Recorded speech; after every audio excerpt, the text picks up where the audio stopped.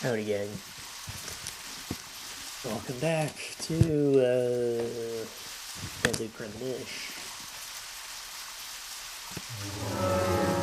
We waited till there's like 2 minutes left before the deadline. Or I guess the start, so should be able to just walk right in. We were using OpenGL before because it was supposed to maybe fix the shadows. I told you that didn't really work, so now we're using Vulkan, which will run on my GPU. It'll just run better. Maybe it won't crash this time. No, I'm pretty sure it's because, we were alt-tabbed. Windows probably, like, shut down the emulator or something, full screen optimizations, and you know how that works, and part of why you always run borderless window now. So you need to tell it to turn it off. You can't trust Windows to do what you ask. Anyway, I just see everybody's like showing up on time. I should drive in the friggin' what's the word I'm looking for? Cadillac? Sport car? Something like that. Convertible. That's the C word. And everybody's showing up. I guess the intent here was for me to get acquainted with all the townspeople before they actually sent you out into side questing and whatnot, but they kind of fucked that up when they made me wait so long. What are you supposed to do? Just run around and collect cards? I won't do that. Not when the card drive's so bad. Anyways, let's get this show on the road. I think it's really cool everybody shows up and they all have their own unique cars. They didn't just teleport here, it's not just a mission marker and they all appear inside the building, they actually all get out and drive here. I imagine they all came from home too, since it's raining. Nobody goes out when it rains in this town.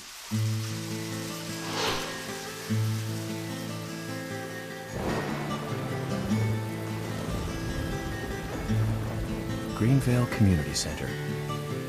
Now that's an impressive building. The clock tower is impressive too.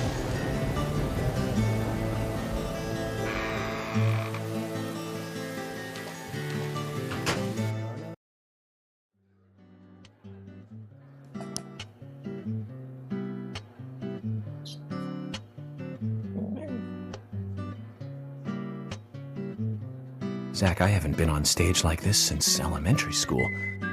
I'm not some tree in the wind this time either. Oh, that was a tough role. That was a piece of scenery. Bright red tree. Thank you all for coming today. Getting right down to business. Agent Morgan from the Federal Bureau of Investigations wishes to speak with you. Good afternoon. I'm Special Agent Francis So York anyone Morgan. can see that. Some of you are already aware by now of the tragic murder of Anna Graham. Truly a heinous, terrible crime. I've come to this town to solve the murder of this young, beautiful girl, and to bring the one responsible to justice.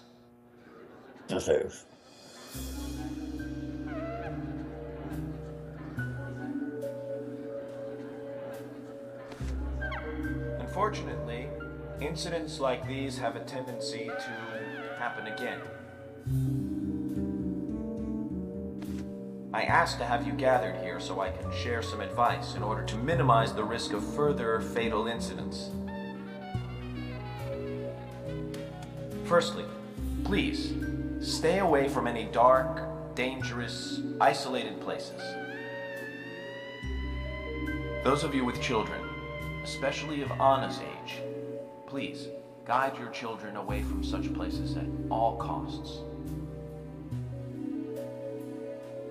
Secondly, avoid going out when it is raining.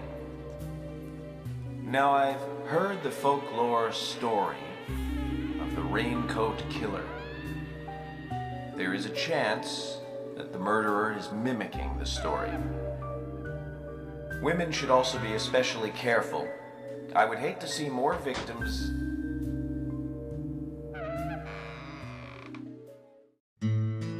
Stiletto heels.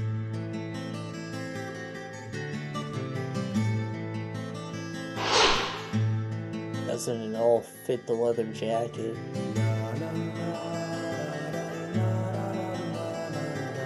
Like, how is she supposed to kick my ass or her music fucking broken? Who's the fashionably late one? That's Carol, Thomas's sister. She owns a bar. Thomas's sister. Oh, she makes me look bad. Oh, jeez. Hey, excuse me. So, as I have said, avoid going outside when it is raining. Young women should be especially careful. Report anything or anyone suspicious immediately. The murderer will be caught and brought to justice. But you must all remain on guard until we do so. That's all I have to say. Thank you.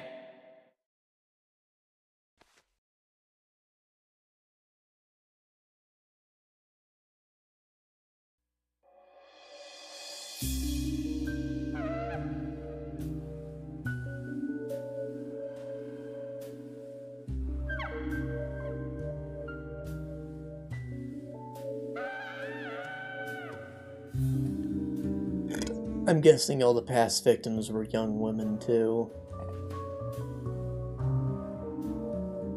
Otherwise, I don't know why he would call them out specifically. When paying for our sins, we must not frown. The loss of Anna was for that debt.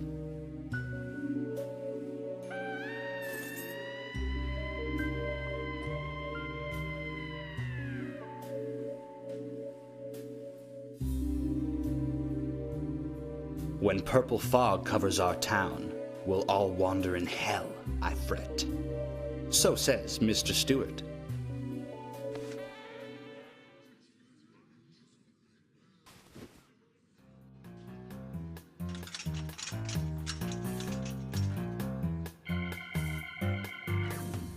Sure knows how to steal thunder.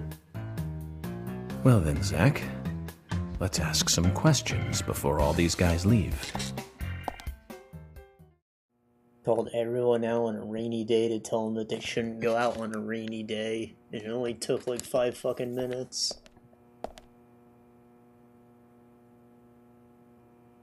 Agent York, your words really made me think about Anna's death again. How could one do such a terrible thing? I'm still in shock. Thomas, I forgot to ask. You don't have a tattoo on your back, do you? Tattoo? Well, I do, actually. But why? Could you show it to me, please? What? Now? Here? Yes, please. This is vital for our investigation.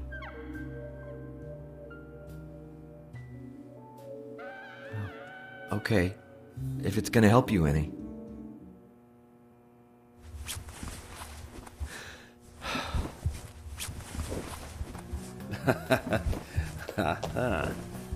Well, I'm wondering who G is now, but aside from that... Did it tell you anything? George? The It told me sheriff? that you didn't kill Anna. Of course not. What are you saying?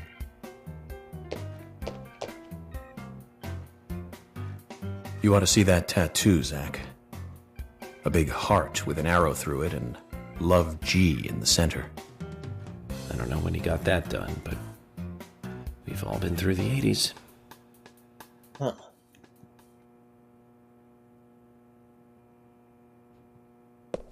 Yeah, and George is the only G we know so far. His back is the one that's fucked up. I don't doubt that he'd like do that. It's not a very sub thing to do, you know, assuming that came from some sadomasochism.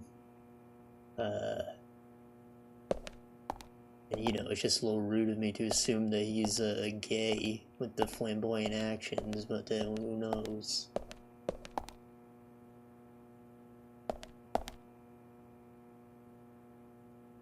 Agent Morgan, here's your chance to get to know some of the townsfolk. Don't let it go to waste.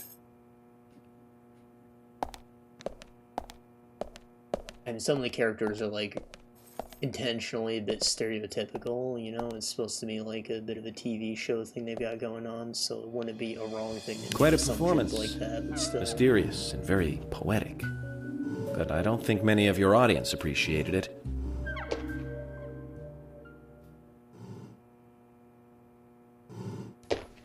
Mr. Francis York Morgan, the purple fog appears with rain, soiling and ruining our town.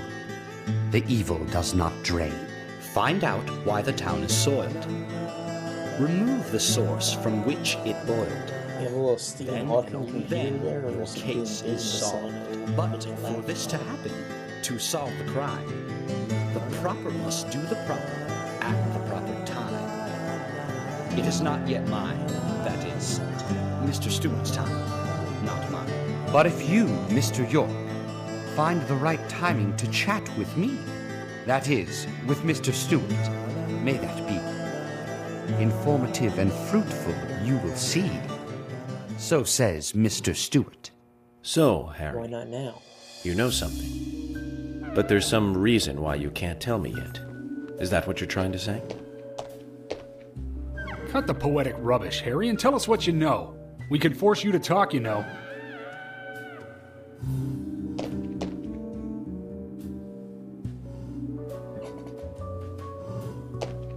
Mr. Francis York Morgan, pay close attention to the signs, the omens, and the premonitions. Small they may be, they still are finds, and helpful to your investigations. So says Mr. Stewart. Thanks for the warning, Harry. But don't worry. Me and Zach, we know what we're doing.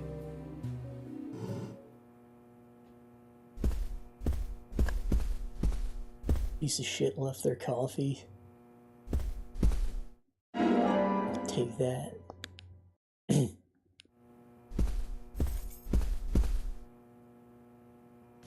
I don't know why it's frowned upon to like eat food that's left behind on a table. It's not like he pulled it out of a trash can. I suppose there was the idea that that person could come back, but I mean, you don't risk. It's been sitting out, yeah, you probably could get something from it, but otherwise it's still just food that someone else was saw fit to eat. I'm sure if it was a sandwich, you probably wouldn't want to take a bite out of it, but like fries, like some finger food, you know? Agent York, are you finished asking questions yet? When you're done, let me know. We'll all get dinner. Wow, free food?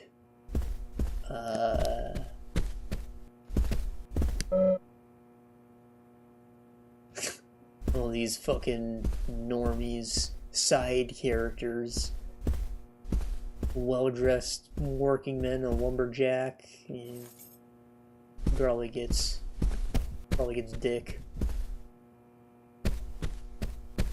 There's another one. They're the same women, same.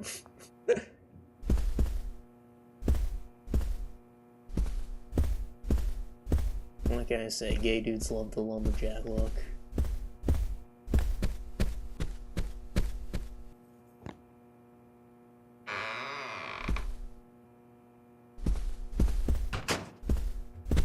So the important people are out here. There's this mime.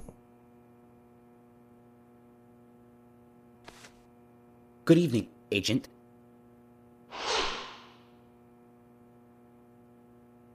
Oh, gravekeeper. Good evening, Mr. Brian, the gravekeeper.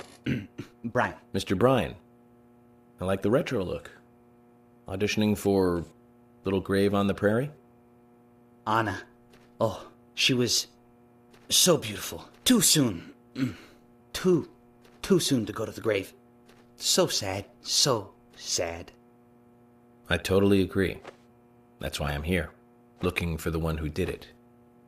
Were you close to her? He's just behind him, chasing his tail.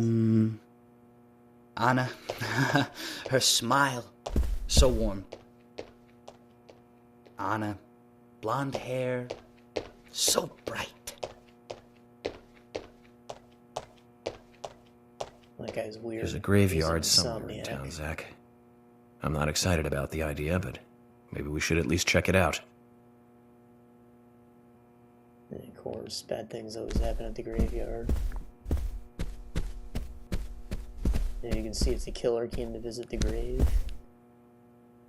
Cowboys. They're probably gay too. But, you know, not open about it. DL. You're York, right? I'm Richard Dunn, the owner of the Darts Bar, Swery 65.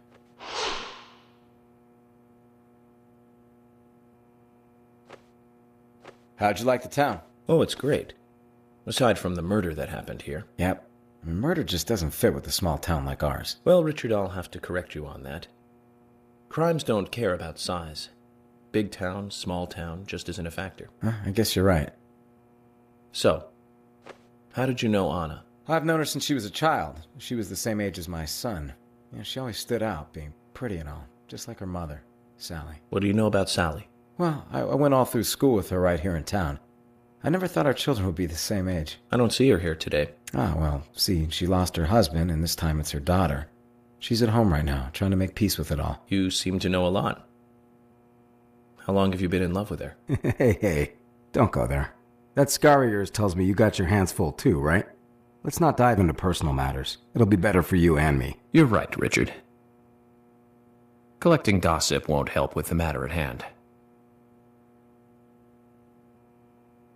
Sure it will.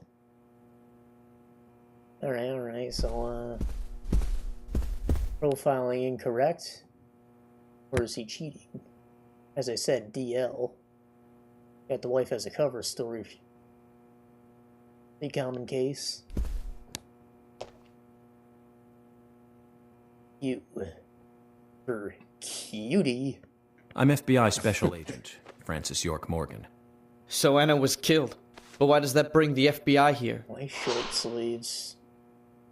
Never seen a short-sleeved cowboy. I have an interest in murder cases involving young women. Well, you know, man, this might just be another case to you. But it means the death of a friend to me. I don't want you taking this lightly like it's just another case. I never take anything of this nature lightly, I assure you. I'm here to apprehend the perpetrator who did this. Yeah, because local enforcement can't shine their own boots, right? Good point. You can't always count on the police now, can you? But that doesn't mean you're going to capture the perpetrator yourself. Quint. How do you know my name? I memorized the name of every citizen before arriving in town. I also know about you and your significant other. You mean Becky? Don't underestimate the FBI. We know and see everything. I'm sorry if I was a little harsh. I want to help, I do. Okay? Okay, Zach, I'll tell you how I knew his name. He's got a small Q on his hat. That was the only name beginning with Q that I could think of. He was even kind enough to tell us his girlfriend's name. I can read him like a book, Zach. He looks scared.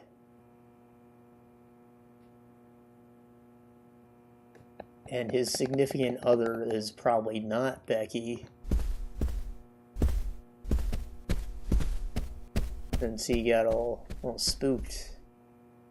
You know? And maybe he said significant other's not out of him from his father, but... I don't know. He's cheating on Becky.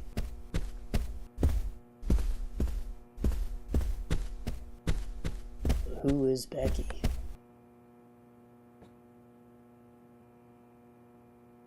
Agent York, you make any progress?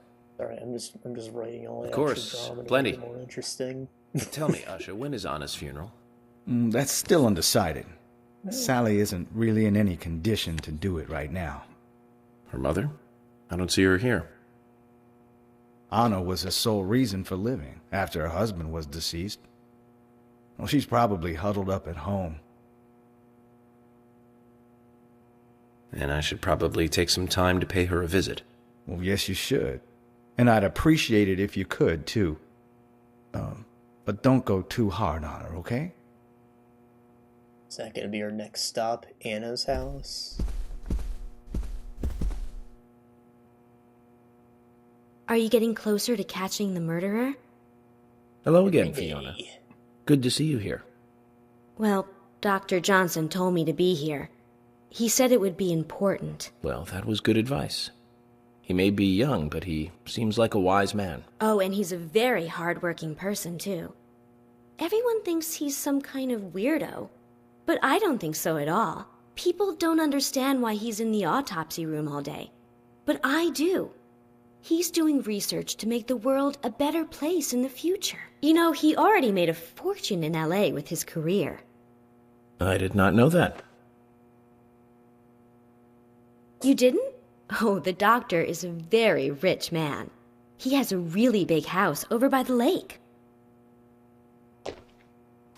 Amazing, Zach. You must be loaded. Rich and young. A perfect combination. But you don't get that feeling from him at all, do you? He doesn't show it. That's one of the things I like best about him. Well, I could have been fooled if it weren't for you. Thanks for the valuable information, Fiona. Oh, he drives a nice car.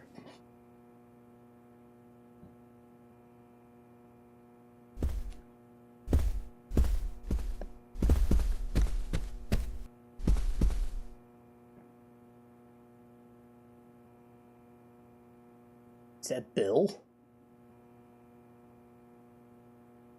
So you're the FBI agent, are you? General. I'm FBI Special Agent Francis York Morgan. I'm the general. I fought for my country in the Vietnam War. A real-life war hero. So why are you living here? Soldier, this is my hometown. After a man returns from war, there's no place to go other than his hometown. Your little speech, you mentioned the raincoat killer. Was that a problem? You imbecile. The raincoat killer's no myth, not mere folklore, not a fairy tale. It's based on actual events that happened in this town. It is. I'm interested. Can you tell me more about this? You kids today don't even know how to ask for something right. Soldier, if you want to hear more, you come to my office. He literally exudes raw power, Zach. Despite the credibility issues, we should give him a visit. One thing, though. Calls himself a general, but isn't that a sergeant's uniform? Only veteran in this town.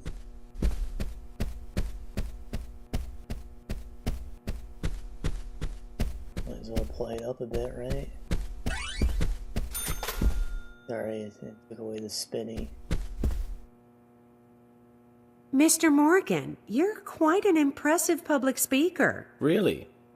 Thank you, Polly. You reminded me a little of a play I saw when I was younger. Loud. What kind of play?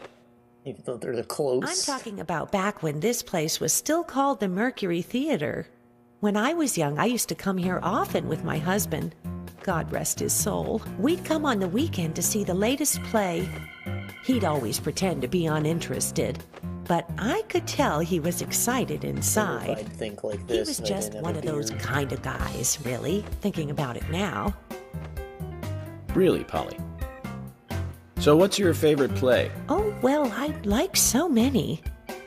There was one in particular, but I can't recall the name anymore. Oh, it was a very famous one, too. Something by Shakespeare? Oh,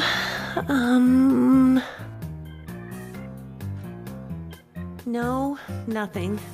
One more bell that doesn't ring anymore. I've always been forgetful about the plays we used to see anyway. Oh, and my husband would get angry at me for forgetting what we saw. He'd go on for hours retelling what the play was about. His eyes were so sparkling, like a happy young boy. I see. So, what's your favorite play? Oh, I almost forgot, Mr. Morgan. We're going to have another guest soon. I have to get back and get things ready. Sorry for having to hurry away. I'll see you back at the hotel. Zach, I think she could embarrass the toughest of the FBI's interrogators. She successfully avoided answering my question, Zach. Amazing.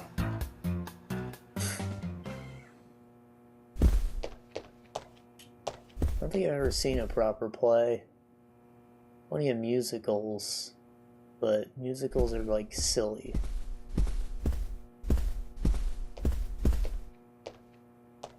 You know, it takes me out of it when everybody just spontaneously starts singing. And they gotta like make it lyrics, so it makes it a little more difficult to follow the story once they do.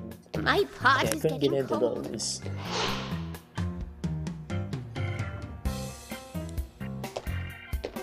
Hey, mister, my pot is getting cold. You are...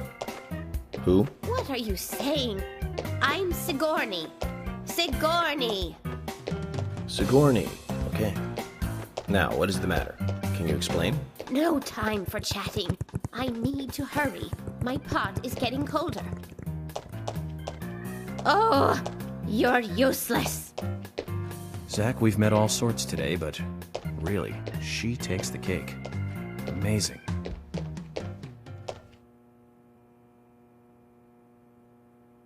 And she like got gloves on and she's still prancing because the pot's hot? Question mark. Why is she carrying the pot?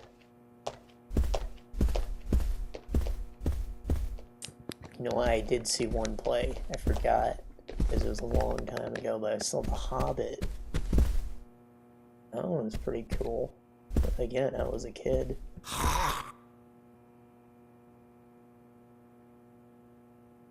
Jim, thanks for your help in the forest. How are Isaac and Isaiah? They're fine. They really seem to love their grandpa. Well, I guess they do, son. I want to keep them away from the filth of the material world as much as I can. Their mother agrees, which is why she lets me take care of them so often. And that's why I want you to solve this case quickly and go home. Those rumors about that scar of yours do more damage than good around here. I guess I reek of the material world, don't I? I have to, in order to do my job. But I understand what you mean. I'd think the same if I was born in a place like this, Zach.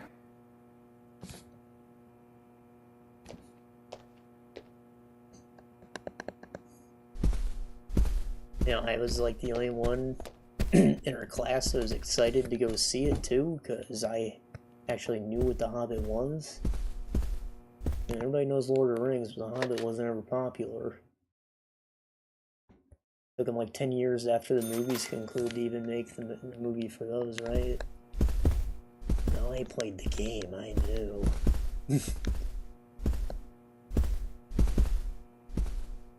Not even a good brag, because the game just doesn't have as much detail as the books, of course. It was fun, though. Hello again, Agent York. How are you? Good, thanks. And you? Oh, I'm feeling pretty good today. Well, that's good to hear. Do you have any information that could help me out? Information? Sounds difficult and not my kind of conversation. Anyways, you should come by the gas stand again. I'll give you the best service in town. Zach, perhaps you can tell me. Why did she bother coming here?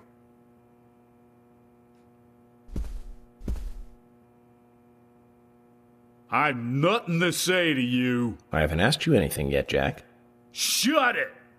I might open up if you introduce me to, I don't know, a Ben Franklin or two. Oh, what a creature. Guess there's always someone like him in every town.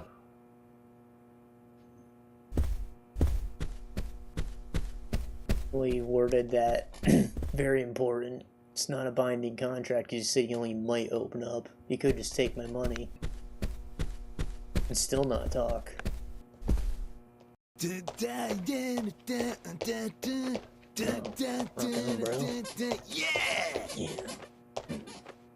Hey there, FBI. I'm Keith Ingram. Is that the kid's dad? FBI Special Agent Francis York Morgan. Please, call me York. That's what everyone always calls me. Okay, York. No problem, man. So, Keith, I hear you run the Milk Barn convenience store. That's right, man. Rock and roll! Do Do you sell raincoats there by any chance? Yeah, but nobody ever buys them, though. Anyone who wears one of them, I say, just ain't a rocker. But you know, that scar of yours, now that scar rocks. This scar rocks? Now that's a new one. I'll drop by your store soon, and let's talk then. Yeah, cool, man. Rock on, FBI! Party on, Wayne.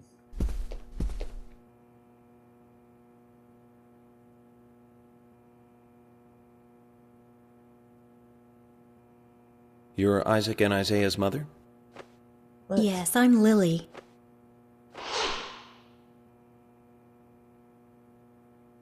She does not rock as much as her husband. I'm FBI Special Agent... Agent York, right? You are good. The handsome special agent from the big city. The facial scar trademark. The way you introduce yourself. Everyone's talking about you. Well, I can't say much about the scar. But the way I introduce myself, Zach and I consider it a kind of ritual of sorts. Everyone has their own rituals. It's like always leaving the house left foot first. It's one of those things. You certainly are a funny one. So, have you noticed anything strange or out of place recently? Well, Becky's been taking a couple of days off from work, but aside from that, I heard she was in shock after the murder. But... You think there's something else? Well, I took the boys along to see her today. She's always so kind to them, and they love seeing her too. But she took in the boys and told me to wait outside. Something about a special secret between just the three of them.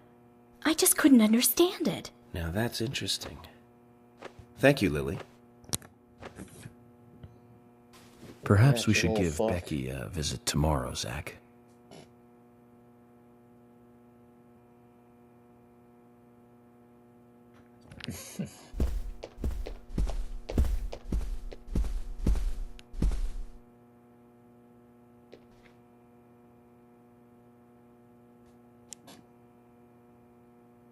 I'm FBI Special Agent Francis York Morgan.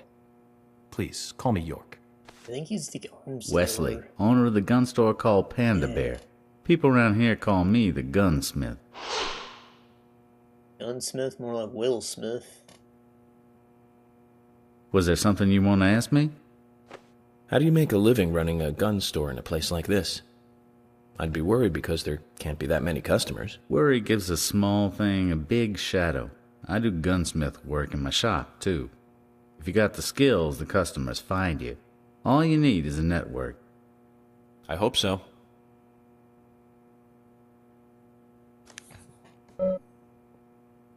Here's what we've got. Submachine gun, cherry have, bullets, flare.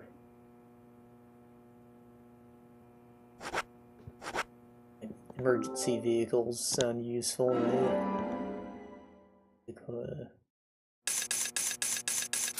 A couple of them, actually. Oh.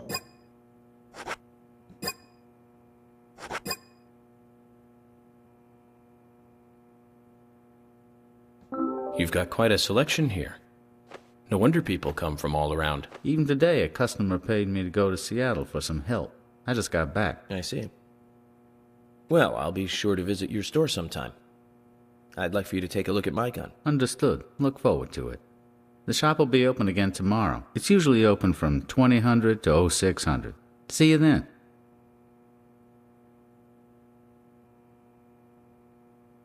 Fucking military time. I know the cat wants out because he heard my brother go take a shit, but he's not up here anymore, so he's gonna go out, he's gonna go back in. I don't wanna leave the fucking door open though.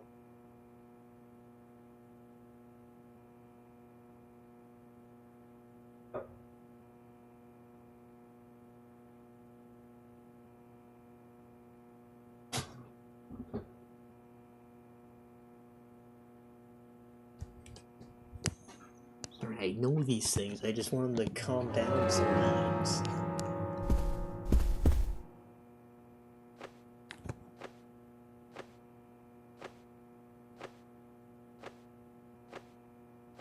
I'm U.S. Special Agent Francis York Morgan. I presume you are the owner of the diner that Anna worked at? That's right. That's right. You don't want to talk to me, he's suspicious already. I'd like to ask you a few questions about Anna Graham.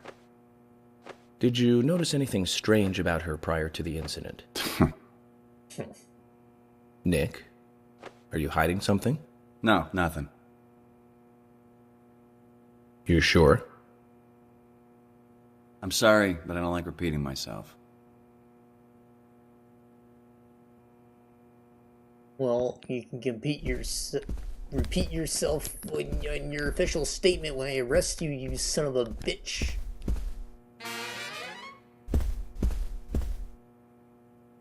My dad just lose money for threatening him.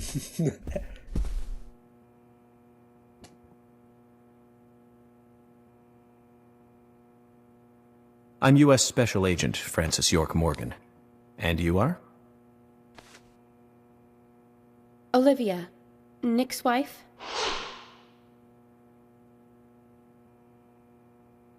Anna worked at your husband's diner, right? What kind of girl was she? Well, she was a very hard worker. A nice girl.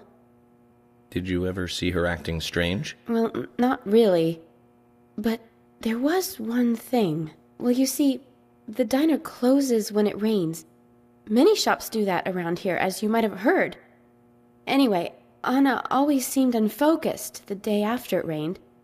And came in late, too. It was almost as if she used up all her energy the day before. Come to think of it, that was really strange. Did that legendary monster really kill her? It wasn't a monster. At her sex Just a criminal. Criminal I'm going to catch and bring to justice.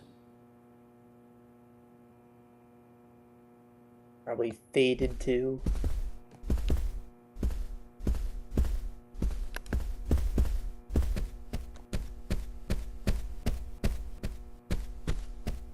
Is there anyone else to talk to?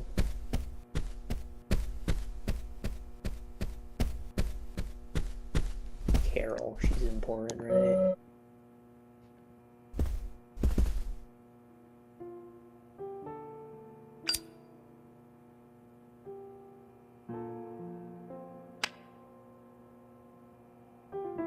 Anna was an airhead.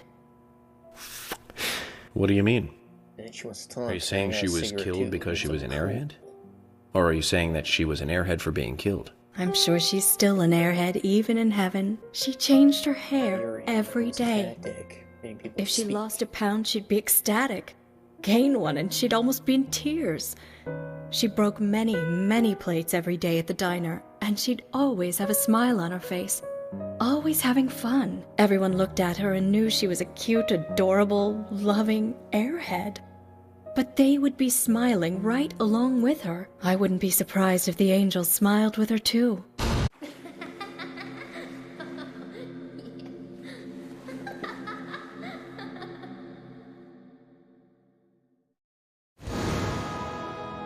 Isaac and Isaiah said that Anna was a fairy of the forest, a goddess.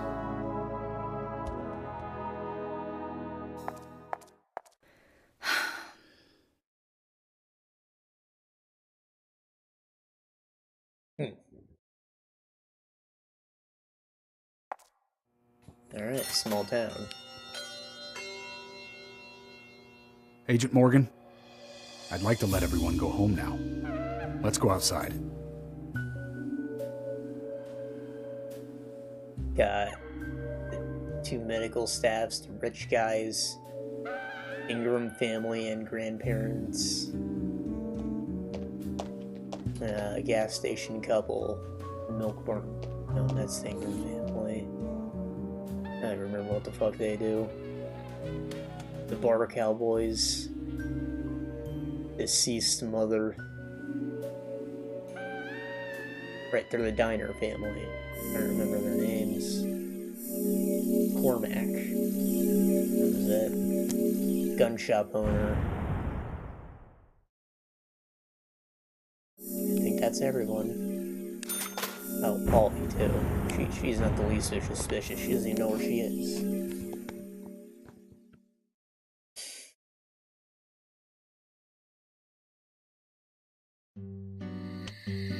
What's that, like? Well then, 6 Agent York, groups? do you have any plans for this evening? I was going to head back to the hotel and go over my notes. I need to contact HQ and give a progress report, too. Okay, then let's call it a day here. Sounds good. Contact my office when you finish your report. We'll pick you up tomorrow morning. Diane, the owner of the art gallery, should be back soon. All right, then. Let's do that. Hold on, Agent York. We're going out to eat at Nick's Diner. Would you like to come with us? The diner? That might be nice. Thomas is a great cook, but Nick is the real deal. No visit to Greenvale is complete without eating at the A&G. A very appealing proposition. Zach, what do you think? We can always go back to the hotel after eating dinner. Or go directly back to the hotel. You decide, Zach. Mm-hmm.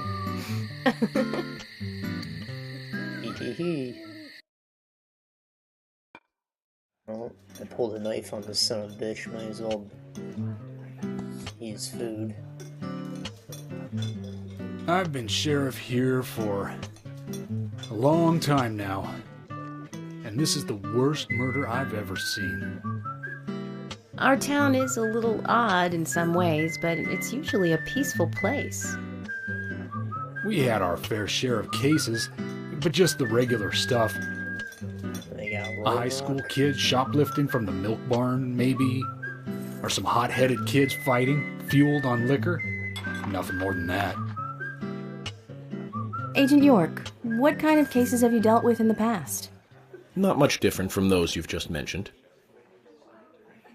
The case I was on until last month, well, the guy killed 7 girls in a 3-month period.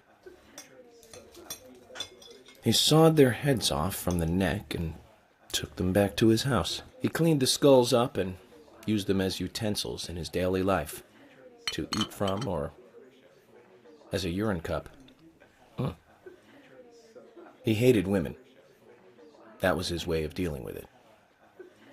Pissing in their skulls? He'd fill skulls with ice, cola, and rum, then he'd down it in one gulp. That's pretty pirate. For him, that was a holy ritual.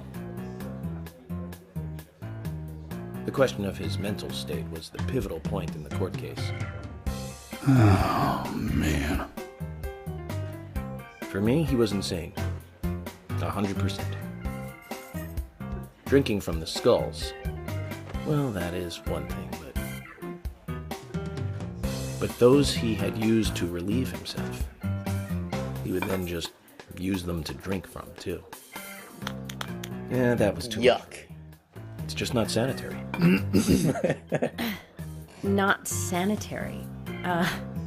That's probably not the problem for most of us. What else? Ah, yes. An ingenious law school student raped over 800 victims. That was a nasty one. What? Thank you, Agent York. Does anyone have a track record that big? You don't want to hear anymore? That's a shame, isn't it, Zach? I was just about to get to the good part, too. Sounds like you live in a totally different world. I mean, you're like an elite agent who just jumped out from a movie or something. In your eyes, we must look like we're just playing cops and robbers. I give up. I can't compete with you. Don't say Take that, it back. Emily. Rape's actually one of the easier crimes The to get cases away you from, have 'cause solved it's, like, are all embarrassing full-fledged crimes. and hard to prove. A crime is a crime. Size doesn't matter. So There is a no lot of big people, and like, small. stay quiet about that kind of thing. Crimes always have a criminal and a victim. No victim will ever welcome a crime, no matter what its size. So, fundamentally, there is no difference in size. Well said, Agent Morgan. We work day and night to preserve peace and order in this town. You understand that, right? Of course, but still, I don't view shoplifting and Anna's murder as the same level of crime. Me neither. I never even dreamt that such a thing could ever even happen in this town. What about the I keep raincoat on man? expecting to see Anna here in this diner, waiting on tables.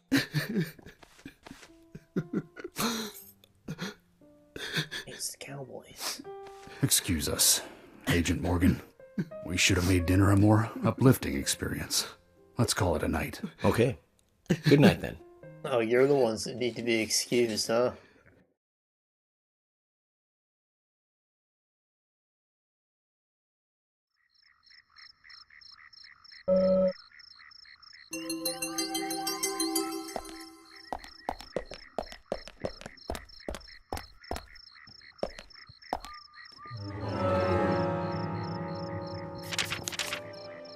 Alright, here's the map. Where am I? Book Mountain Bank. Sheriff's Department. So right in the town center. I guess. You'd think it'd be centered around the grocery store.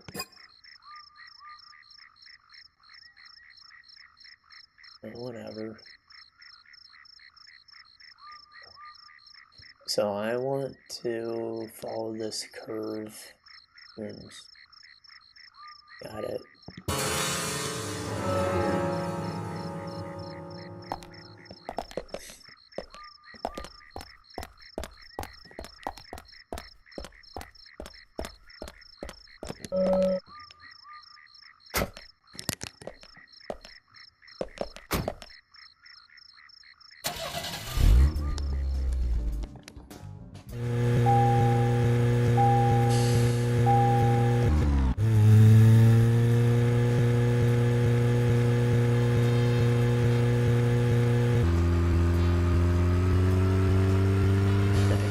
There's a place not too close to home. It's like, I don't know, a half-hour drive away. So I'm not doxing myself. Alright, I know better than to be, loose with details about places. But there's a grocery store called the Town Center, and it looks like the exact same town center structure that you build in Age of Empires 2. That's why I remember it. It's hilarious to me, but grocery store, town center. It's like the only big area in that town. It's a small area. It's like a little strip mall. As most grocery store things are, but like there was nothing else around there.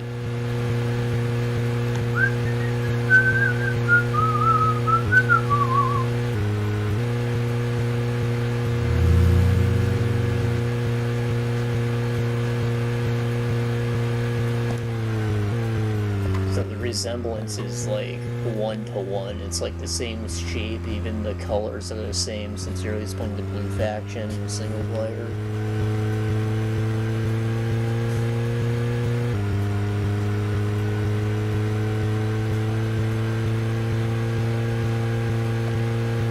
And obviously it'd be like a later stage castle era, whatever it's called, Castle Siege. The wood pole tent, like when you start in the Dark Ages.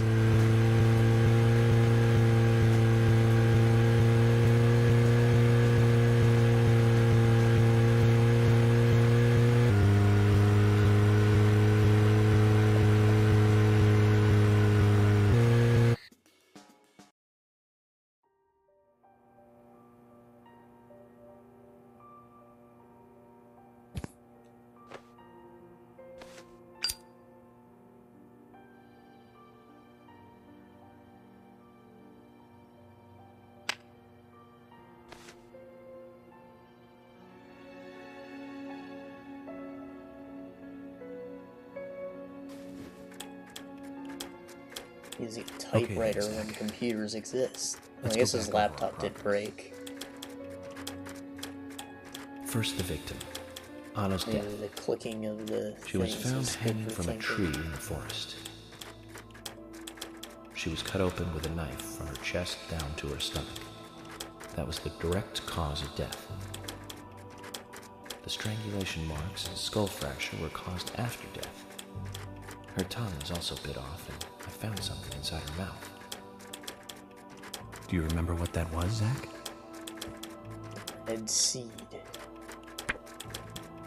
A lollipop. That's right. We found the same red seed in her mouth.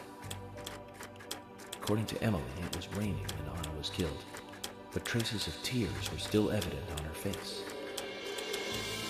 which means the perpetrator killed Anna under a roof in the lumber mill, and then carried her body into the woods after it stopped raining.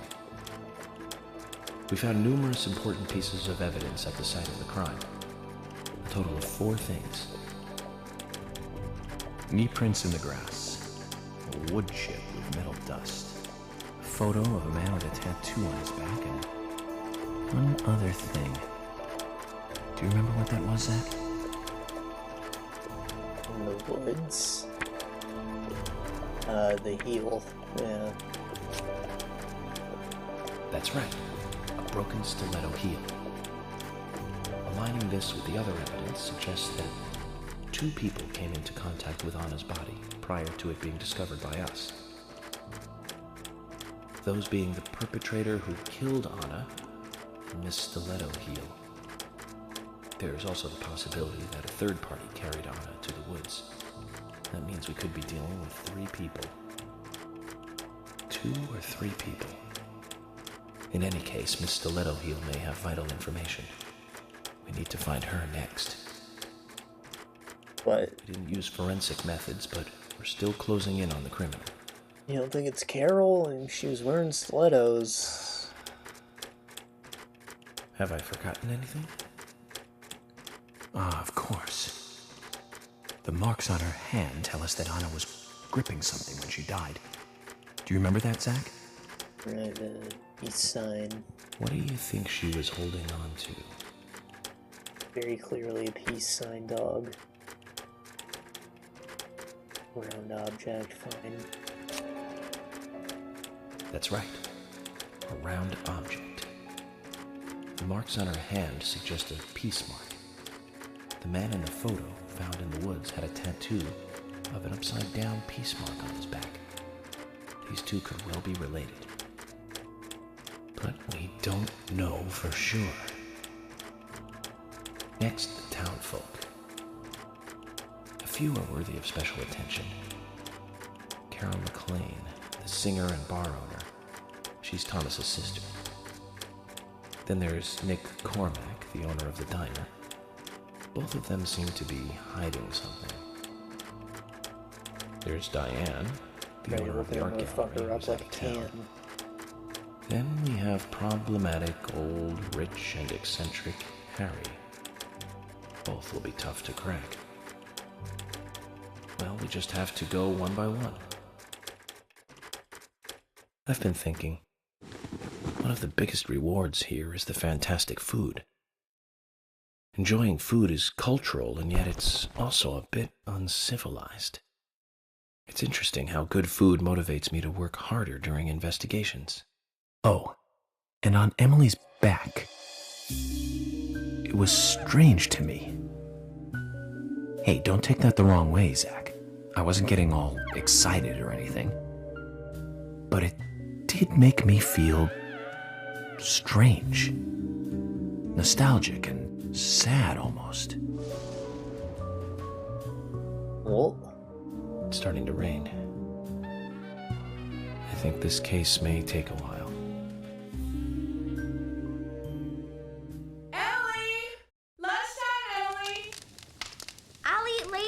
He could be alluding to events of the first, of the second game. I believe is a prequel, I'm not sure. I want to hear the rest of the story.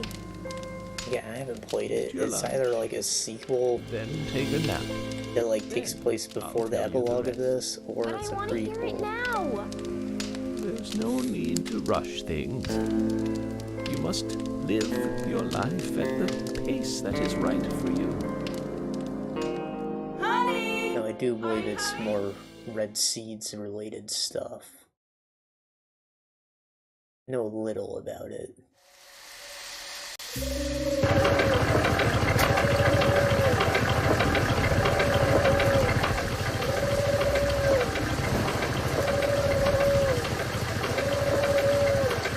Stiletto heels.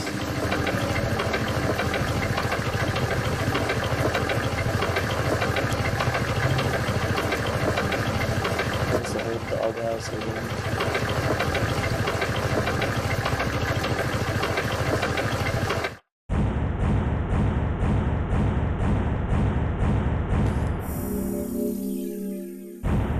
my phone restart? Probably updating, but it's never updated without asking me first. That's weird.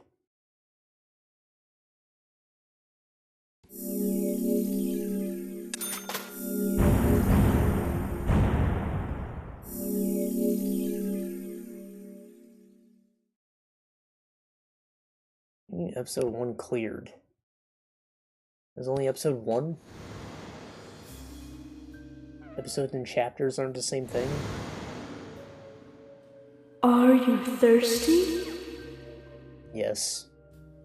You must be very thirsty. Outrageously. You only take milk with your coffee? Coffee with milk. That's all.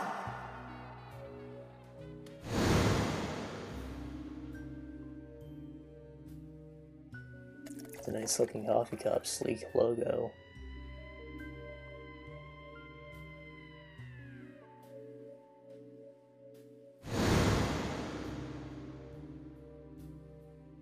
Who are you? My name is Becky.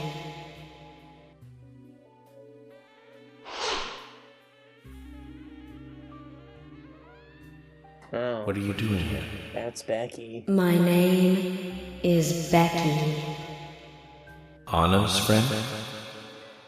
My name is Becky. After your throat is quenched, you must do what you must do. Take a sip of coffee and go. Alright, the milk probably makes it taste alright, and I like milk chocolate. Huh? I absolutely detest coffee, but, you know, it's super bitter.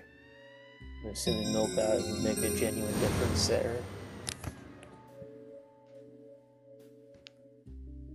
But, you know, I can stomach dark chocolate, it's not the worst. I actually really like special dark. It's an acquired taste. And you just get it on Halloween sometimes, you're like, oh, that's not milk chocolate, and then grew on me. Now I quite like it. Acquired tastes are like a weird thing, because you always have to justify how you ever acquired it. Is you didn't like it the first time, why'd you eat it more? But, you know, accident.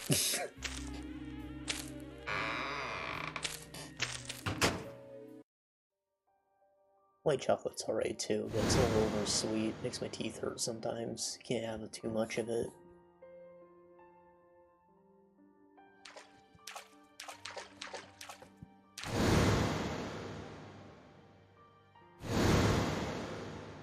It's me. That's me when it happened. What happened? Does York have the same freckles? I don't think he does.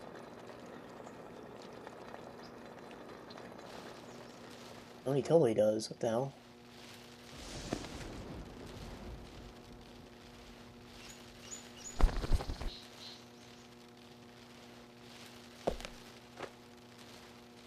Zach, this case looks like it's directly related to us.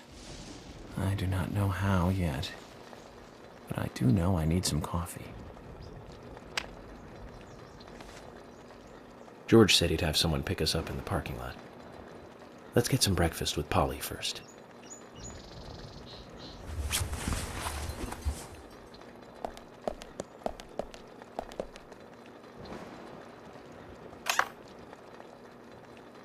Switch it up. Go back to the basic clothes.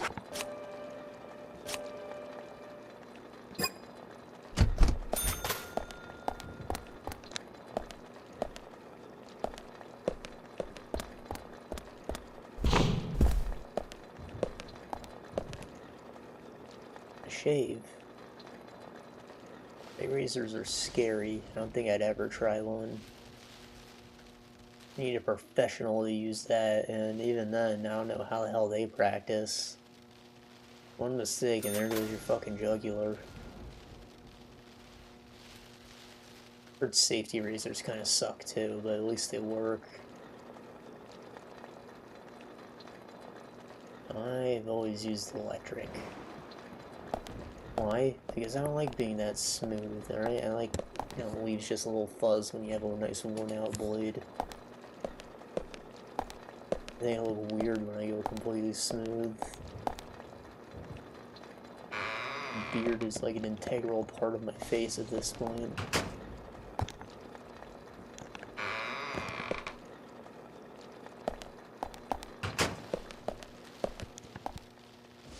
So while I do shave just a couple times a year, it's still always sexy supple.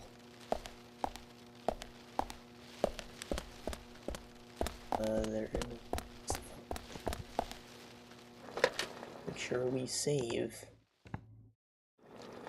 You know, always overwriting my saves is kind of a bad habit. Like, we've had cases before. Like, we were playing Soul Reaver 2, or... Was it Soul Reaver 1? I think it was Soul Reaver 1, actually. Where I, like, played through a whole dungeon and realized that the recording crashed midway through or something. I had to redo it. I wasn't too far in the game, so I just, like, replayed the game up to that point. Still. Whoa there! Gotta be careful. Oh, I love his little Did you need something? On his butt. No, I was just passing by. I didn't think anybody else was here other than Polly. The door opening like that it surprised me, that's all. Grandpa Max? Worst Cason. FK. In the coffee. I'm Cason, Forrest Cason. Nice to meet you. I travel a whole lot, you see, selling tree saplings. Just the usual salesman doing the usual road trip. Sometimes I feel, I don't know, like a jolly old bumblebee spreading pollen. FBI Special Agent Francis York Morgan. I get it. You're the special agent Scarface that everyone's yakking about. Nice to meet you, Francis. Special Agent Scarface? I'd need a bigger scar to live up to that name. Call me York. That's what everyone calls me. What? You got it. York. Is this your first visit here, then? No, sir. Actually, I've been coming here once or twice a year for, a while now. I don't get much business here, but it sure does make a fine vacation. I mean, it's a gorgeous hotel at a bargain price. It's so relaxing in these parts, too. I just love over there. Nature. I feel so pull your relaxed overalls here. to the side.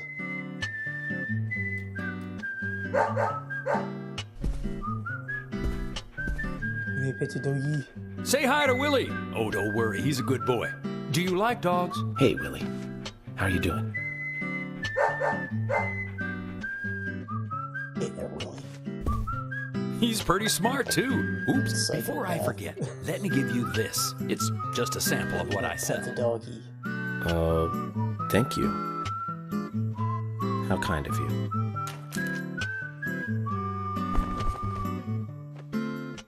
So, what brings the old FBI out here? Sounds like more than just a vacation. A murder, actually. The perpetrator is still out there. Try to stay indoors at night and during the rain. We want to prevent it from happening again, okay? Oh, it's a darn shame. Places like this used to be the safest in America. Could I ask you something? Do you know a lot about seeds? They are, but only because they don't have Seeds? access to the Gardening, internet. huh? You don't look like a green thumb, but let me tell you though. Human crime's still just as bad. The only one who can make those saplings sprout. There's a trick to it that can't really be passed on, you know? It's like, the secret of making a good smoked ham, something like that. But you know, once they sprout, you don't need to do much. You can leave it be, and why, it'll turn into a big tree no matter what happens. Kind of like those stocks that politicians buy that just keep growing and growing. Well, you just wait and see. This town is gonna love them. Right. We were just about to go take a morning stroll, so I'll get going. Good luck now with that case. Thanks. Zach, do you remember what the coffee said? Forest Cason. F.K. This show has just begun.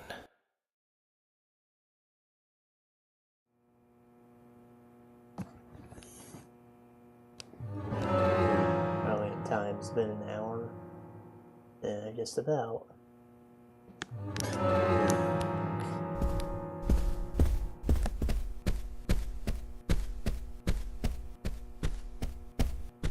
So I believe we're going right to the museum, and I should be a level. And then it'll probably be like 3 AM around then. It might be when we call it, even if it's a little short. I end up starting this a bit later than I wanted to. Just a heads up. Oh, hi. What's wrong, Polly? You look a little tired. I'm fine. Well, it's just that I was cleaning up my room, and so many memories came flooding back to me. Memories? Oh, my dear! Mr. Morgan, that's not the kind of question you should ask a lady.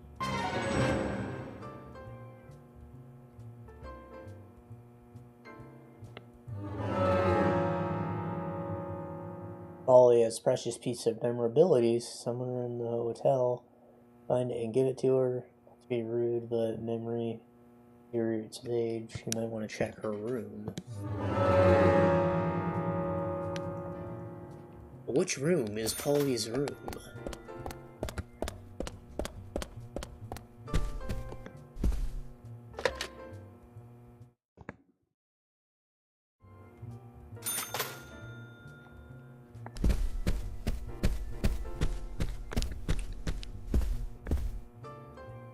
Bathroom.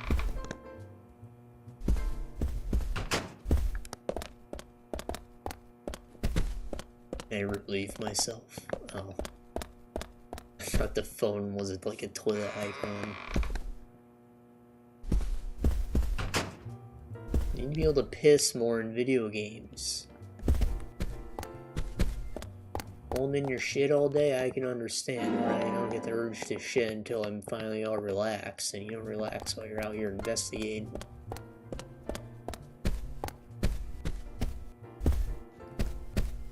But not pissing, that's just crazy.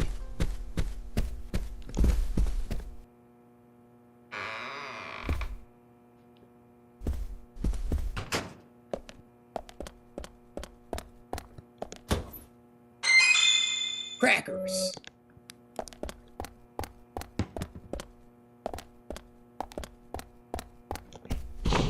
It's just a room. How do I know which room's Polly's?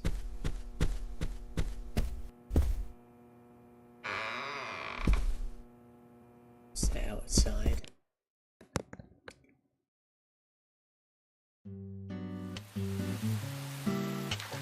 No! Good morning, What'd Agent you Morgan. breakfast? Did you sleep well?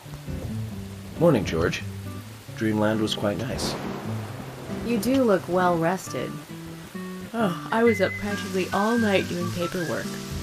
Thomas helped me out, so I was able to go home and get some sleep, but not enough. Diane got back into town late last night. We should give her a visit. Which means going to the art gallery, correct? She lives and works in the office there, so it's the only place to find her. The gallery is open from 10 to 1700. Time for some art appreciation. A cultural activity in such a small countryside town. Amazing.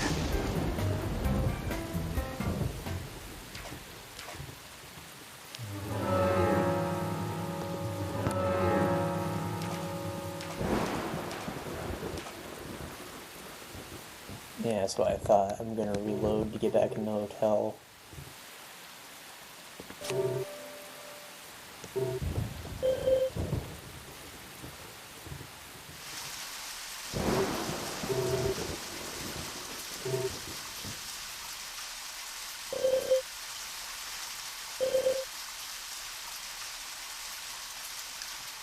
I want to talk to them in the car. That's why I gotta reload. No. Anyway. reload option in the pause menu.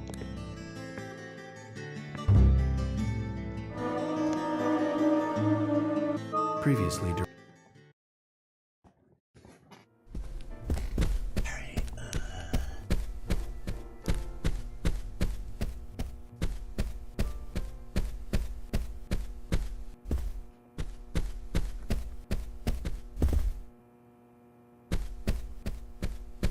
Guessing all these makeup rooms just mean that they're not occupied.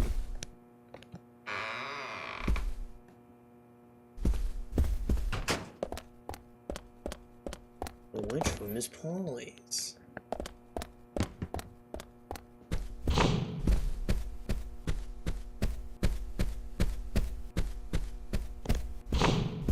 It's like being stuck in the back rooms.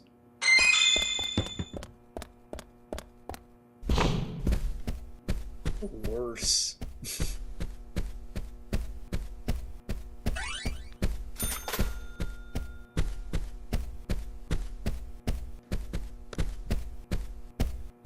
Could you imagine if the back rooms had flickering shadows?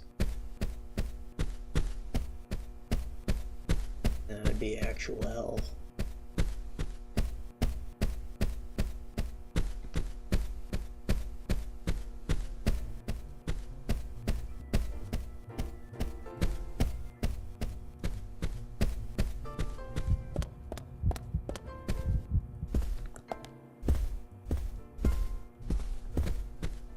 Is that the plant?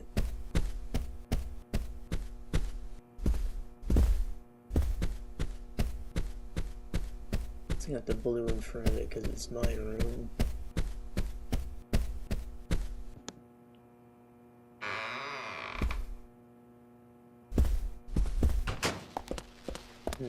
So the right side of the building's got the bigger suites. It's one of those yucky California king beds. They're way too fucking big, and it's such a pain in the ass to make. The fucking sheets barely even fit on them. You have to rotate them twice because, you know, normally it's supposed to be long coming towards you, but then you realize it's actually wide, and not a good time. I don't like them. Need too many pillows to make you even look nice. And you end up not using the pillows. It's fucking stupid.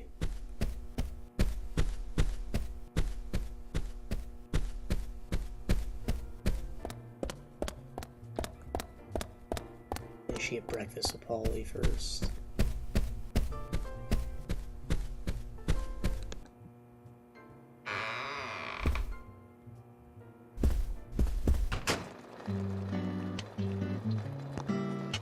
Breakfast looks as good as yesterday's.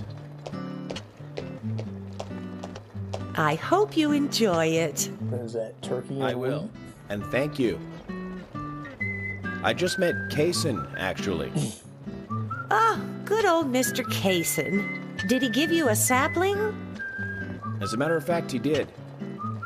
Don't tell me he gives one to everyone he meets. No. Only to the people he feels comfortable with. He told me. He must feel really comfortable with me. He must. Is there anyone he hasn't given a sapling to? Mustard? Okay, I'll just get it from the kitchen then. No, mustard has nothing to do with it. I was wondering if you know of anyone that Kaysen didn't give a sapling to. Oh, too much pepper. I did think it might be. I'm sorry. Oh, Zach, I forgot. We'll never get anything out of her, will we? Forrest Kaysen. He's hiding something. You think so too, right, Zach? But no need to rush. All secrets are hidden until they are inevitably divulged. The powers of entropy. The world exposes everything and causes chaos. Just like this coffee.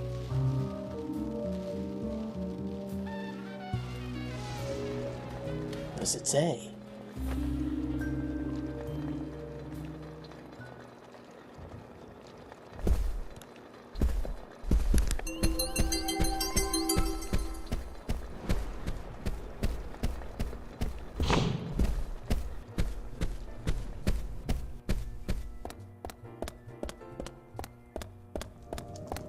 don't know why an old woman would put her room on the top floor of a shack.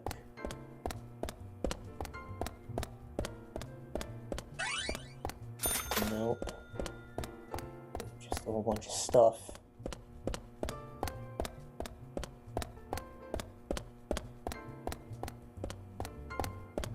There is Polly's room.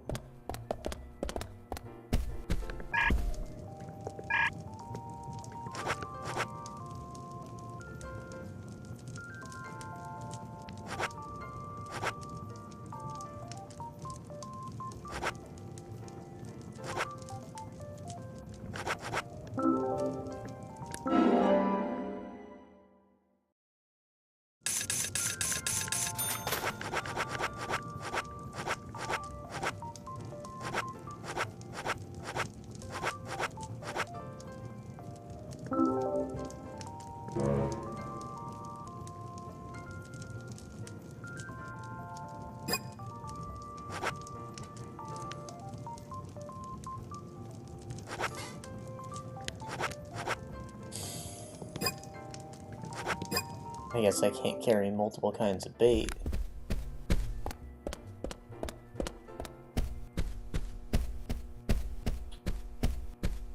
Well, at the very least I can put on my new suit.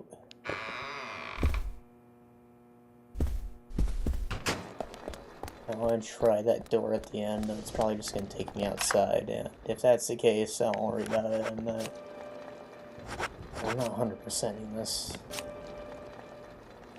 A lot of the side quests are just like stupid grinds, but some like they got like little mini games to them. I remember. Oh, this is a nice suit. It's very it's fun, stripy. I like the tie especially. It's got those shoulder pad things, make it look a bit like a cowboy vest.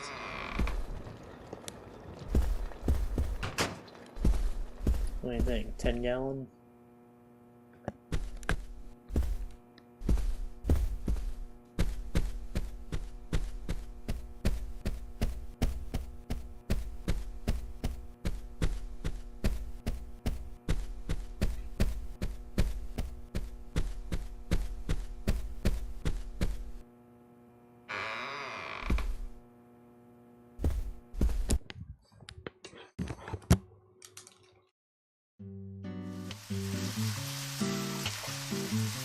Good morning, Agent Morgan. Did you sleep well? Morning, George. Dreamland was quite nice. You do look well rested. Oh, I was up practically all night doing paperwork. Alright. So I know you guys got a thing against raincoats, but what about umbrellas?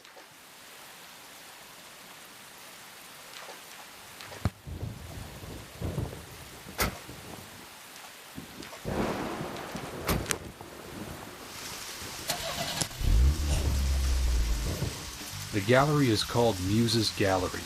The Muses were the 9 daughters of the goddess of memory in Greek mythology. Ah, it's just like Diane to name it that way. Is she that intelligent a woman? Oh, maybe. You'll see for yourself soon enough. Did you see how Emily reacted, Zach? I sense that this Diane is not popular among other women. I can't wait to meet her. The gallery is on the north side of town.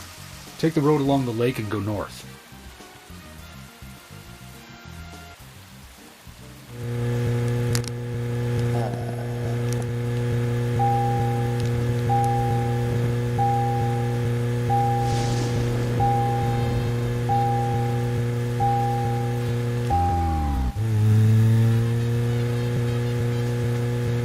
Compass would be nice. I guess that's what that is. Assuming circle is the direction I'm going. So north is probably exactly the point when we get on this road here. An art gallery in such a small town. Am I prejudiced to think that it doesn't seem to fit? Greenvale and every small town has every right to enjoy art. That's right. Small towns tend to be full of highly cultured people. Although I can't say I've ever been to the gallery myself. George, what about you? Are you into art? Actually, yes. I like going to the gallery. It's very relaxing there. Really, George? I never knew that about you for all this time. Emily, please. I'm just as cultured as everyone else. Some people just have sides to them that you'd never expect. By the way, about Diane, the owner of the gallery. Is she the type that isn't very appreciated by other women? Well, what do you mean? Exactly what it sounds like, Emily. Is she very attractive, especially to the opposite sex? So you're asking if she's sexy, right? Well, she does always wear high heels. And definitely, it's hard to explain. But that doesn't make me biased, okay? She just seems to look down on people. She always has. I just don't like people like that. That must be because sex appeal has no effect on you. Now that's out of line. I'm sorry, Emily, I didn't mean to poke fun at you. You just reacted so strongly to Diane's name. I did not. It's like you're suggesting I'm the total opposite of her. Is that it? Oh, Emily, that's not what anyone is suggesting. Let's just drop this conversation, okay?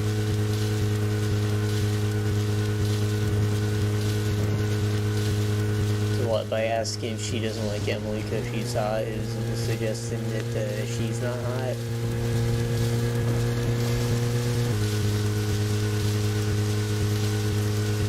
I don't like it.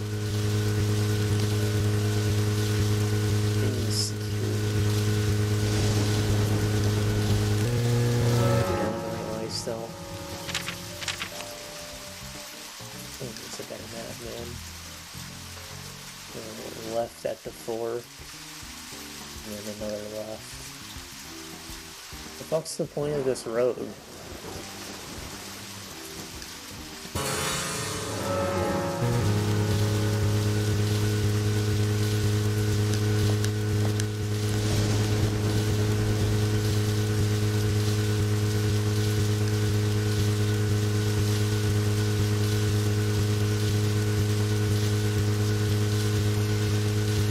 License plate says spy fiction.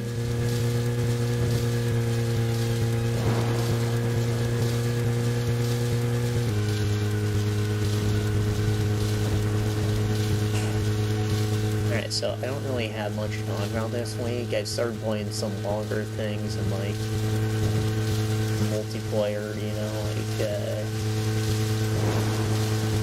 go back into Heroes of the Storm since they put out patches again. Like Microsoft acquired Blizzard not so long ago, and everyone's like, "Are you gonna be back hot? Are you gonna be back hot?"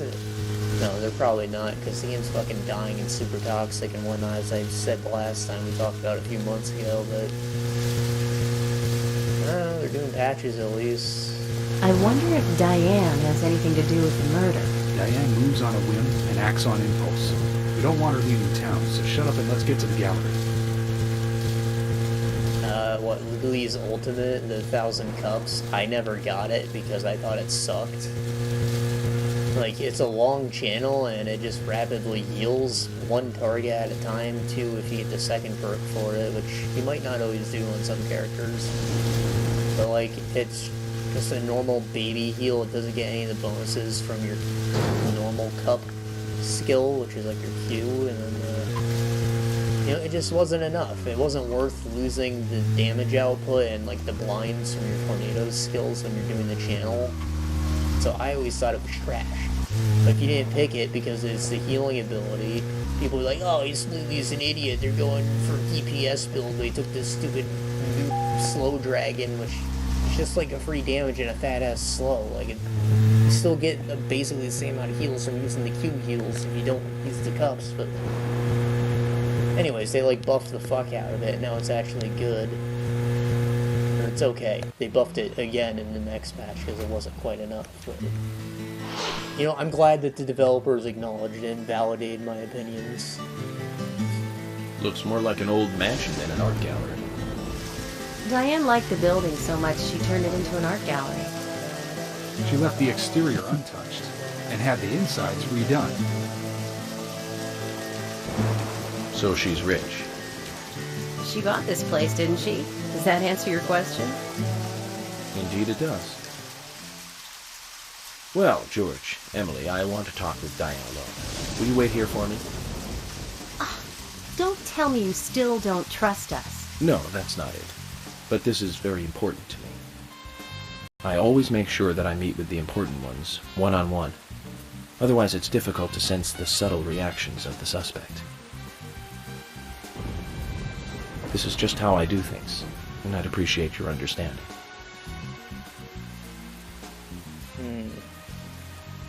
We could be playing it up for someone else. You need to see her at normal. Go on, then.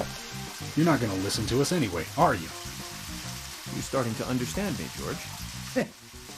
Well then, Zach, let's go and meet Lady Diane.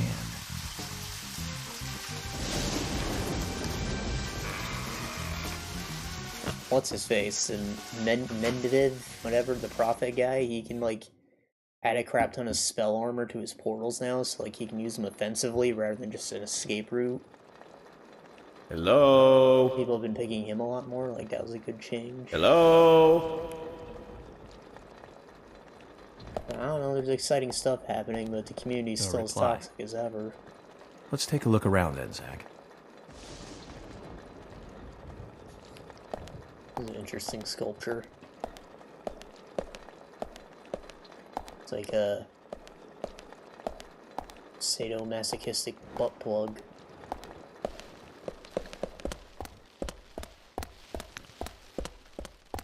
Can I examine it? I can.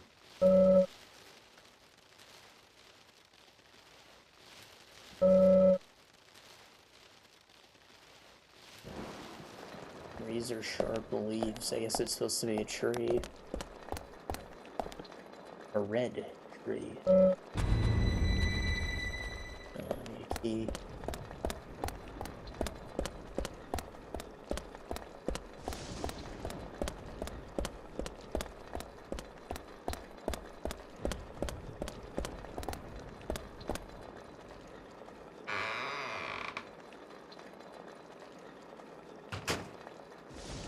This is Cormack.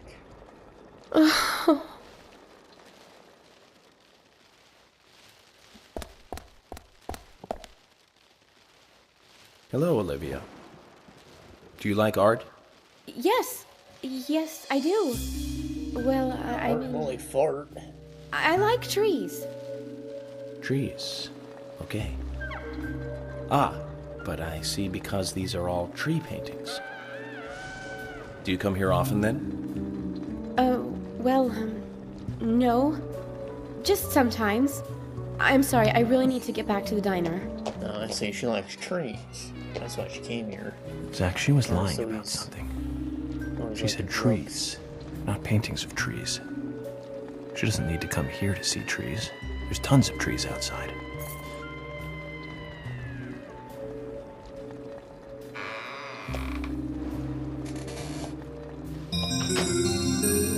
She wants a note and a key.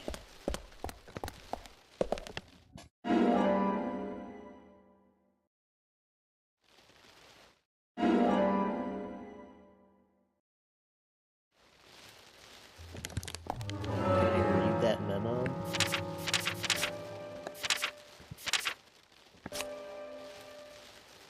A, tree at sunset. B, red leaves. C, dancing red butterflies. I bet that's a puzzle solution. And I would know I've done this level before, but not recently.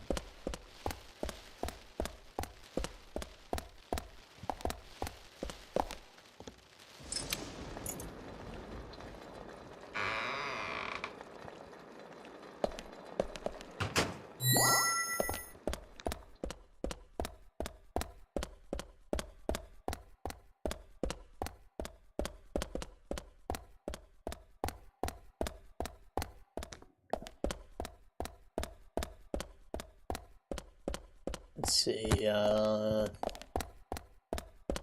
dropped a show, and obviously I didn't finish it, so I probably wasn't going to talk about it, but might as well mention it. It was called Ragna Crimson. And it looked like incredibly generic, but I don't know, sometimes you get cool action scenes at least, and I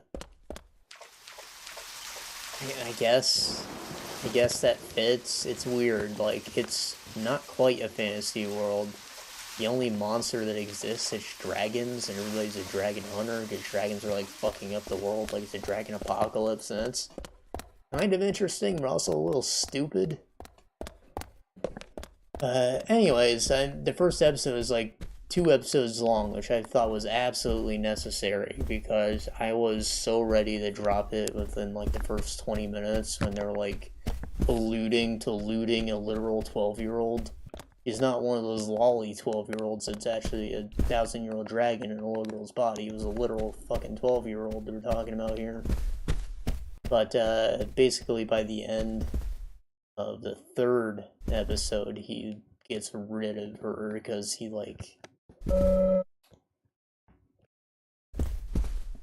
What happens is his future self, who becomes a badass after the little girl dies, sends his memories back in time and like buffs up his weak bitch self from the past, which makes no fucking sense whatsoever. Like, you can't just transfer memories and have someone become buff. You need to train, but whatever, it fucking worked.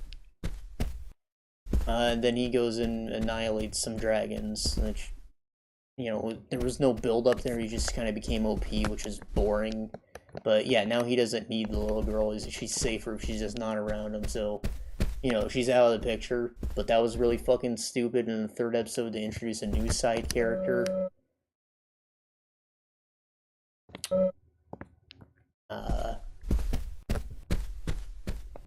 Who was also someone that he knew from the future, and they were like in disguise. Like, hey, I know your true identity. You're this person. We work together, and I'm gonna help you.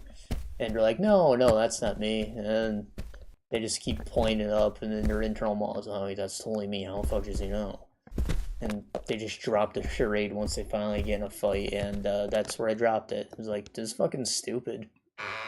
Like, that whole episode didn't need to happen. They're just playing it up for the sake of it. Like, what the fuck? And if this whole show is just gonna be like, hey, I'm OP and I have future knowledge, like, you just power gaming, like New Game Plus, like, it's kind of fucking dumb.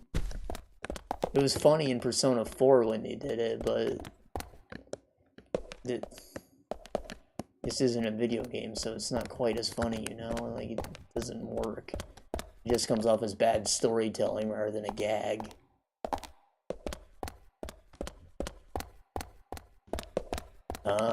So yeah, and I just dropped it. They did not loot the 12-year-old, but they tried. And then, just bad storytelling, man. I was so out.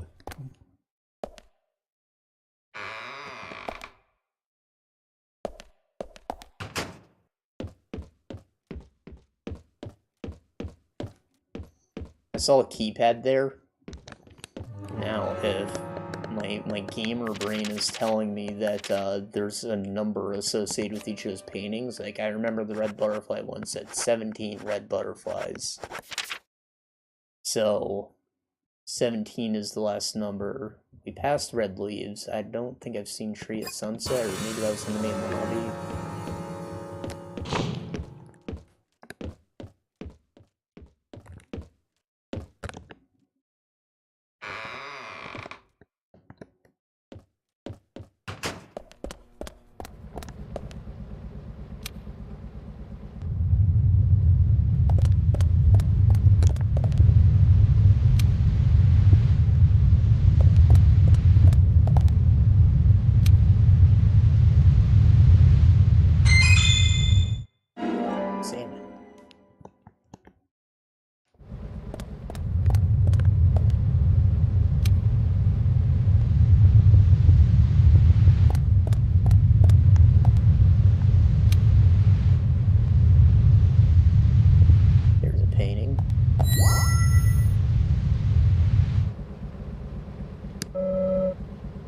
Red butterflies. Red butterflies almost looks like it's burning.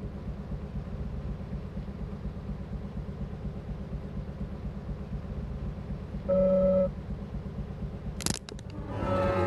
don't think that was on the list, right? Red leaves. Be at sunset, red leaves. Dancing red butterflies. Frolicking is not the same as dancing.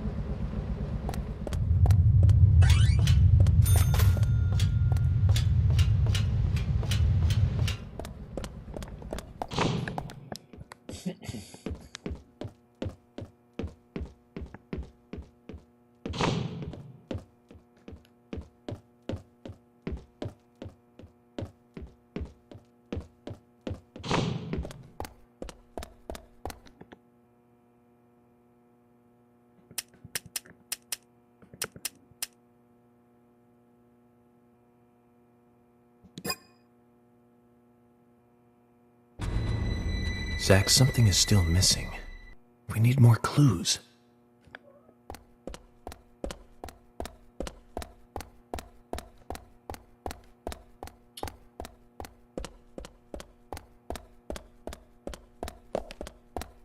I apologize for the vertical tearing.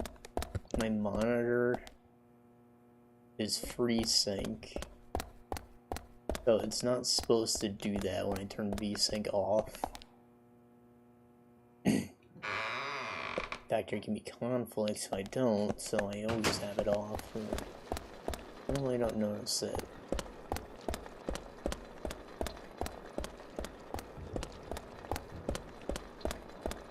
Also, I think I figured out the crashing issue. It was a setting in my Radeon drivers. They're supposed to improve performance, but I don't know, I just turned them all off and it hasn't been happening, so I don't know. I think it's probably the anti-lag. It said it adjusted frame timing, and maybe that made the frames completely stall out occasionally. That was my logic behind turning it off, because I could not find anything related. 6 trees at twilight.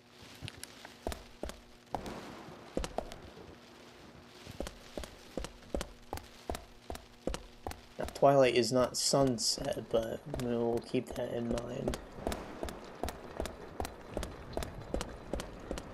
Maybe it is. Who knows? I've only seen 3 paintings I can interact with. A small gallery, but this first room's really fancy, isn't it?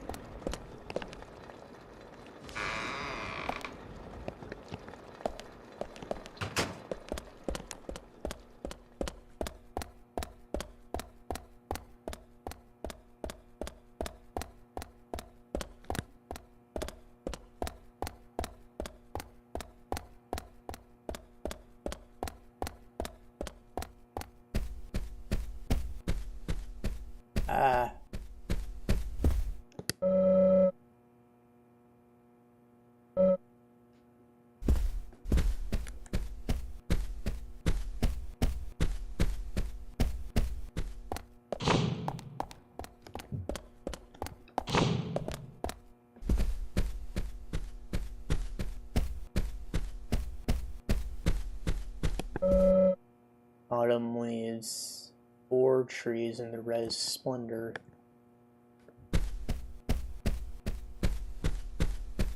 So 4, 6. I could go to the basement, or I could just try and mash the keypad.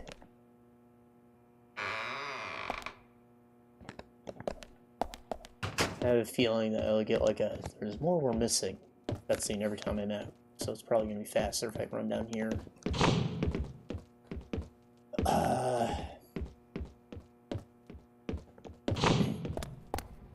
I didn't see a number in the description, that's the thing.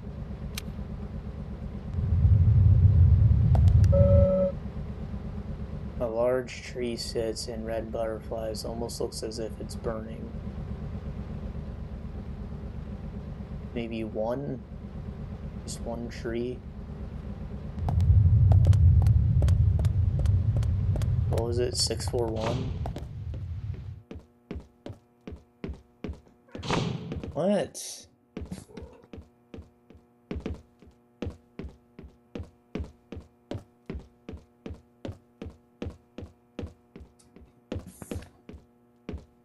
Maybe it's the wire here that makes me not want to get my lamp, because I don't really like this. I only want to need to be quiet. Alright, try 641.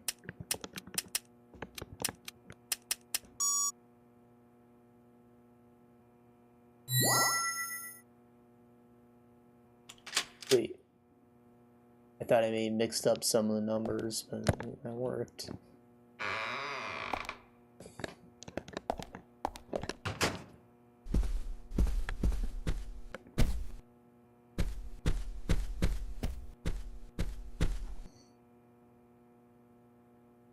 Like I said, there's no point in you having this. I can put it to far better use. I'm taking it with me, okay? That's fine by me then, as you wish.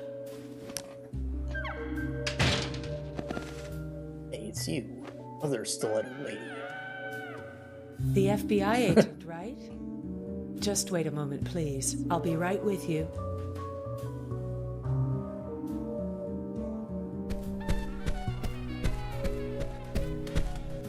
So there's no way you could have been at the scene of the crime?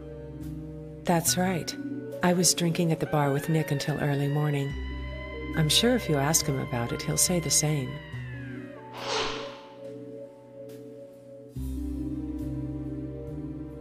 Very well. I'll be sure to do that. One other thing. That argument with Carol just now. She's always like that. She thinks of me as an enemy, always bickering at what I say. Is there any reason for that? Perhaps because someone she liked ended up with me in my bed? That would explain it, yes. If I may be so bold...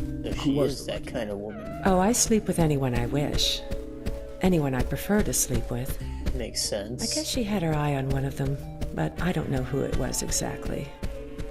I could sleep with you, if you like. I'm flattered by your offer, but I don't think that would be appropriate. If you're a suspect. You're exactly the kind of woman a man in my job should never get involved with. Isn't that a shame, darling? Sussy hussy.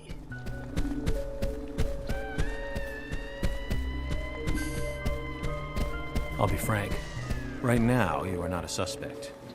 But both Zach and I are certainly feeling shaky about you. If you want to remain in the clear, just watch yourself from now on. Oh. Ever had a three-way with two people? Artists and art lovers. We love a good thrill. Thank you for your help. I have nothing further to ask you at the moment. Goodbye.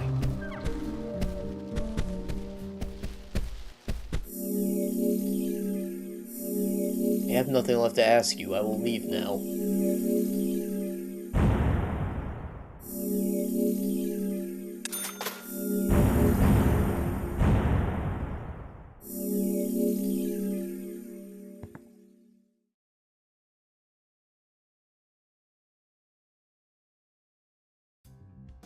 That was a waste of time. I had a chat with Diane. After those two are fighting. She said she was at the bar drinking with Nick at the time of the murder. We need to confirm her story. Let's talk to Nick at the diner. Very well, Agent Morgan. I have to head back to the department and clear up some paperwork. Go with Emily to the A&G diner. Okay, then. I'll show you the way. The diner's open from 9 to 2100. Just as we suspected, Zach. Diane is the key to this case. I have a feeling she will lead us right to the criminal.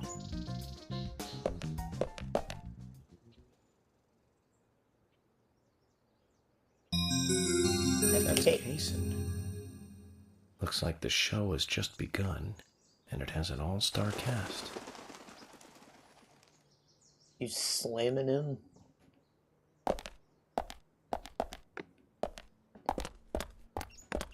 Little ugly bastard NTR action. Whoa.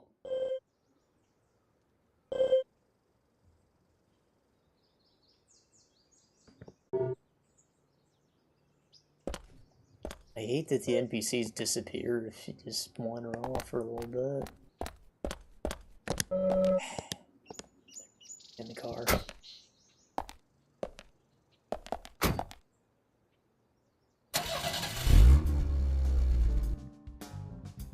Emily, do you know a man named Forrest Kaysen? Kaysen? Yes, I know him. The sapling salesman, right? He always uses strange comparisons when he talks. I'd like to know more about him. What does he do when he comes to town? He's a salesman, so I guess he sells things? Maybe he comes on vacation. We haven't seen many tourists recently, but he comes pretty often. Is that all? Well, now that you mention it, he seems quite friendly with the Ingrams, with Isaac and Isaiah. Maybe you should ask them about Kaysen. Okay, I will.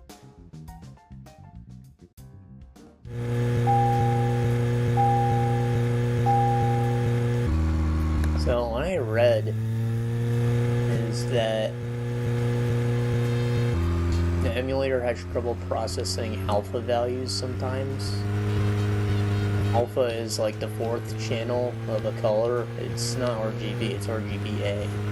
And alpha represents transparency. So like in paint.net, when you use the magic wand and you hit delete and it makes that checker pattern, that's the alpha channel you're seeing. Emily, don't you find it a bit suffocating to be around George so much? Well, we aren't always together. And anyway, I've gotten used to him. Impressive. Women are very adaptable. No, it's not like that, actually. George is hard-headed, sure, but he's also a hard-working man. That's why the townsfolk trust him so much. The very epitome of the rural sheriff. That's right. He isn't some hotshot FBI agent. This place isn't like the city. Everyone knows everyone else. What about you and Anna? Were you two close? No, not close, really. I don't seem to have much in common with teenagers nowadays. All they talk about are boys, clothes, and accessories. I don't have much interest in any of those things. There is a gap between a teenager and being in your 20s. Everyone's different, that's all. Me and you, too. Zach, I'm not liking the way this conversation is ending. Let's concentrate on driving instead. Now, what I think's going on with the shadow is that because it's overlaying like a transparent color, and it doesn't know how to process alpha, and that's sometimes it's showing it right, other times it's showing it at 0.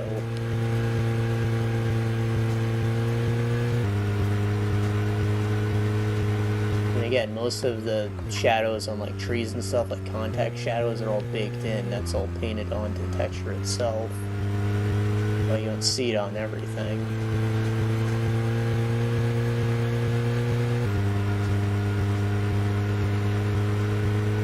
You'd think that kind of tech would be like dated by today's standards, but it's still used pretty often and like keeps things looking good in various lighting conditions. You know, we do use more dynamic lighting.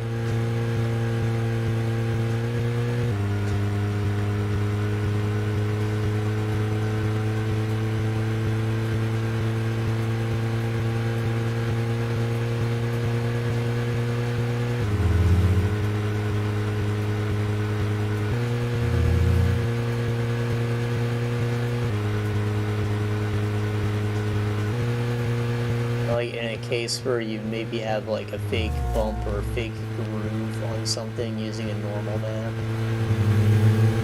you might want to like bake in the shadow a little bit, because if the angle of the light changes or there is no light, the illusion's going to completely disappear.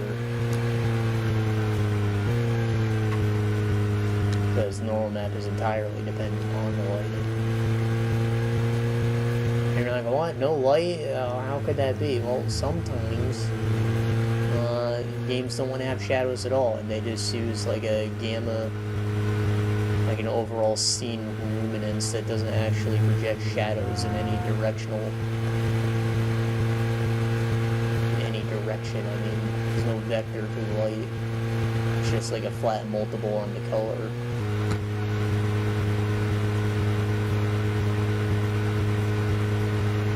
Pretty common in like low poly projects, mobile stuff, 2D things.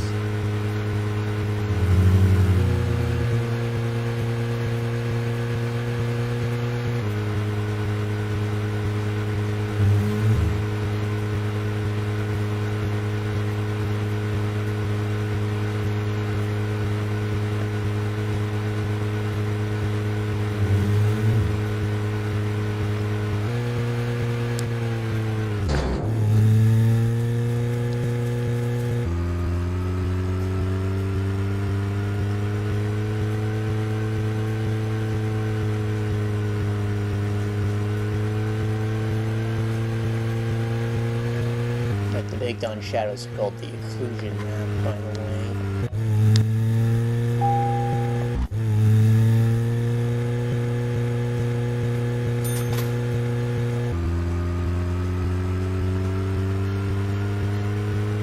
They use a map so they can still be like multiplied by whatever lighting values is. It'll just be like, you know, it's still affected by the light if you're in a really bright scene or a really dark scene, but it will be that much brighter or that much darker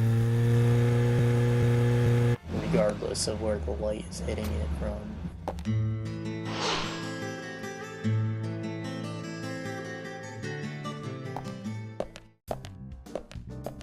The A&G Diner. Wonder what the A and G stand for. Any ideas, Emily? Nope, I don't know either. Air and gravity, perhaps? Access and games? Aliens and Godzilla? Who knows? Is it important to know? I mean, why don't you just ask Nick? Oh, I will. But first, I need to eat. Wonder what's good here. Little pizza boy. Welcome, Mr. Agent. Hi, Olivia. Let me have your special for today. And some fresh coffee. Our special today is turkey. A turkey and gravy sandwich.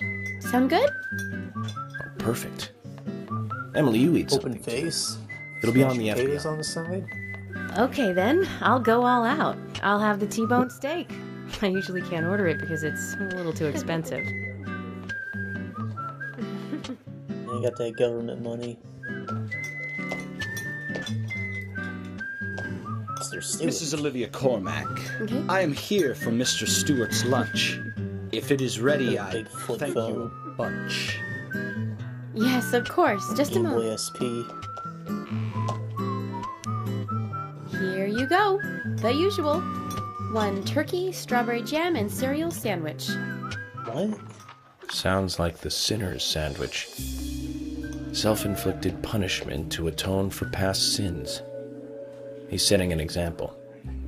Mr. Francis York Morgan, you should try this wonderful lunch. It's more than a delicious, tasty crunch. So says Mr. Stewart. No, that's fine. I've just ordered my own lunch. You think that was code? Secret menu where they take you to the sex room? Mr. Francis York Morgan, that is, Mr. Stewart's order is delicious, I should mention. And Mr. Nick Cormack is a genius for creating this perfection. So says Mr. Stewart. No, are you Still, sure? You should really order it. I have a hunch I might not like it. You sure that sandwich is that good?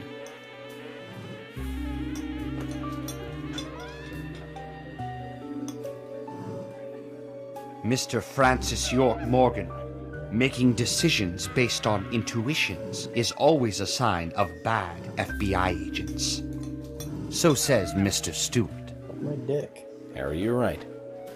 I'll give it a try.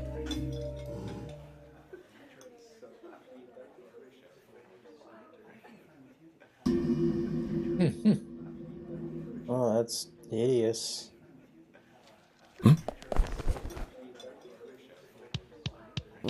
I can't believe it. This is fantastic. It's really good. Olivia, I'm sorry, but can I change my order? I'll have what Harry is having.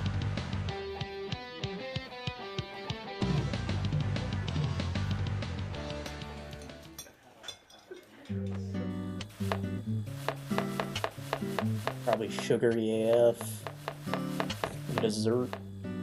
Nick and Diane.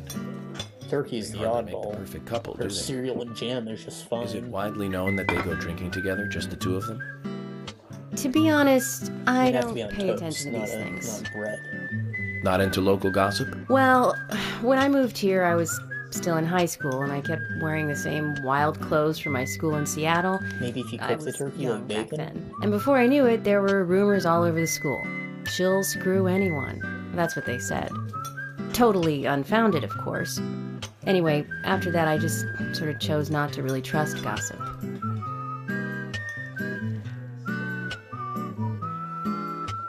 I get where you're coming from. I used to dress like a hardcore punk rocker when I was in high school. You? A punk rocker? Like Mr. Ingram? Nobody took my side, even when I had good grades. People rejected me just because of what I wore.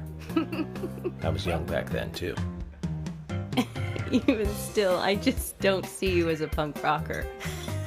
And you laugh? Look at you, with no makeup on, dressed in uniform eating a steak for lunch. Okay, back to work. Let's talk to Nick.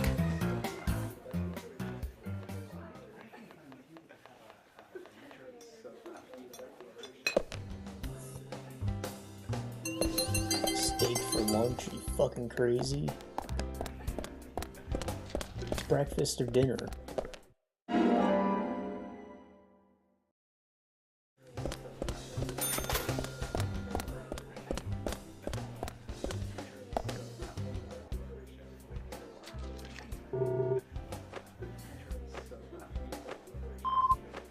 Apple and gravy.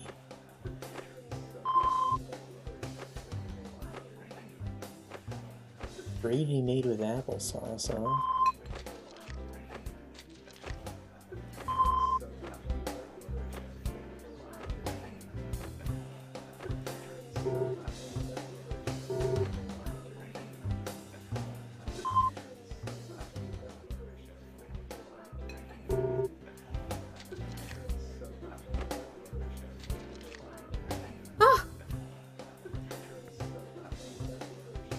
Diane's a promiscuous woman. You don't want to ask his wife about her.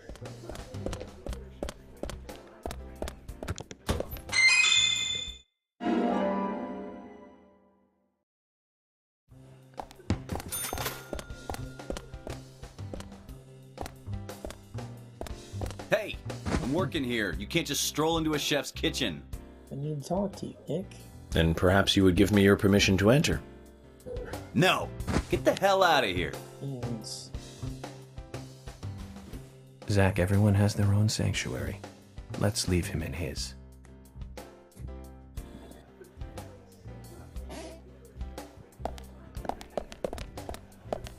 Where's his body?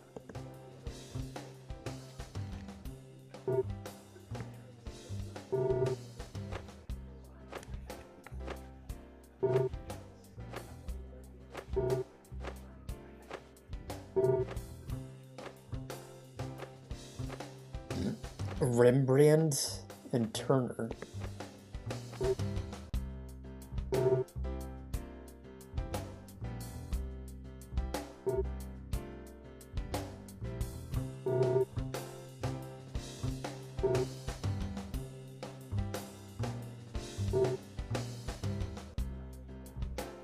Guy just doesn't like me. He's got beef.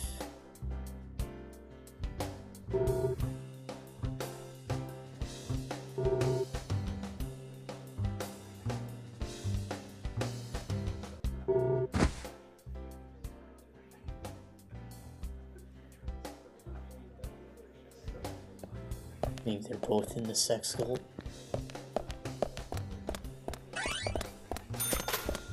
No, I'm playing hard in the sex cult angle, but I believe it.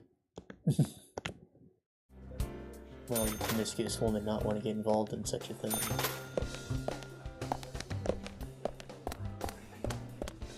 I bet everyone in this damn town is sleeping with her. Kaysen followed us? Is he following us? Yeah.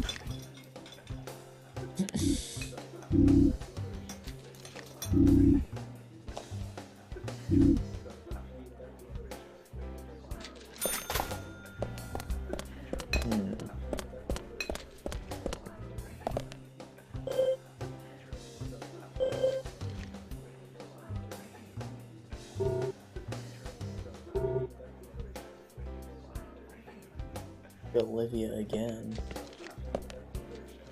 It'd clam up. There's something I'd like to confirm with you, Olivia, if that's okay. Yes. Well, so long as it doesn't take too long. First, what were you and Nick doing on the night of the murder? I was here in the diner. Nick said he was going to the bar for a couple of drinks. Does he go to the bar often? Leaving you to hold up the fort?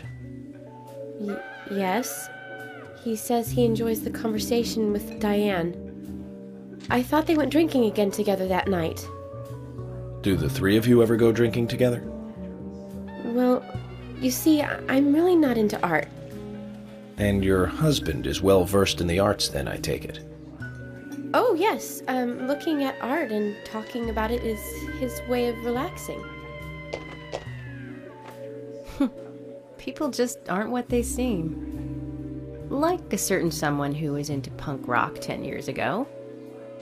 Or someone just really likes hanging out at the gallery where Diane is. But you can be an art lover and a liar at the same time. One more thing, Olivia. You just said that you aren't interested in art. That's right. And... So, how come I bumped into you at the art gallery? Didn't seem like Nick brought you there. You were there alone. Well, I like trees, is the thing. That's why I went there. Surely you'd be better off in the forest rather than an art gallery then. I think you went to the gallery not to see trees, but to see Diane, right? Are you both cheating with Diane individually? Or perhaps this isn't the right place to ask. Meet me in the backyard. You can get there from the parking lot. I'll wait for you there for an hour after we close up. Nobody wants to talk about Diane then. She's definitely got some fishy going on. They close at 2100. Could be trees. Should we get something to drink and wait?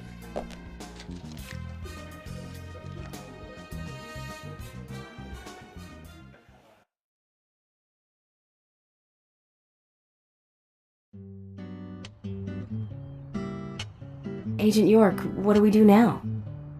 I want to hear what Olivia has to say. Let's kill time until the diner closes. Okay, then I'm gonna make a trip back to the department. I'll see you in the backyard later. Okay, sounds good. See you later then.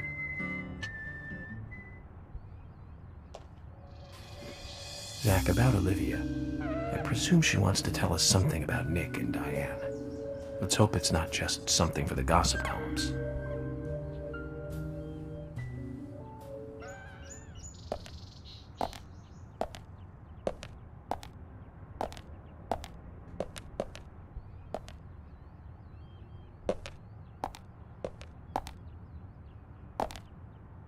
It says the diner's open 9 to 13, but the limit is 21 to 22. I'm gonna step into this light, see if it gives me a more exact time, and I gotta be back.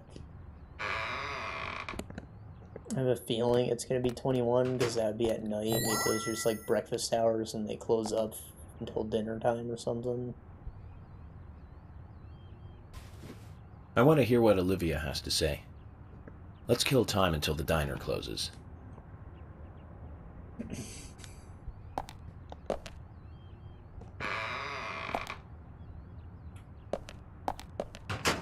Alright, so we are in a killing time phase.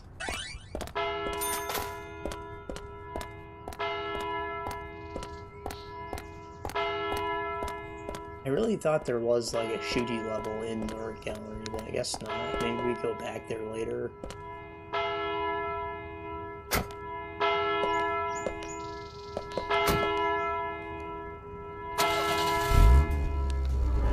Let's see if there's anything fun on the map.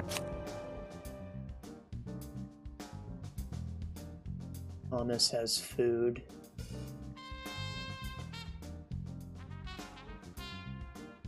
We just ate.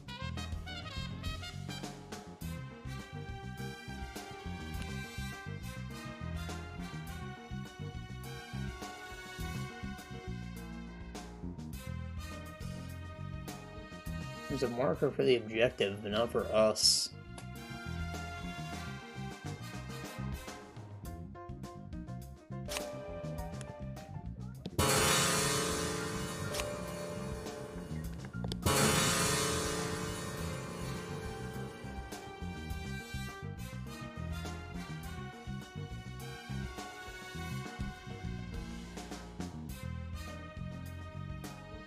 Isaac and Isaiah have quests, I guess.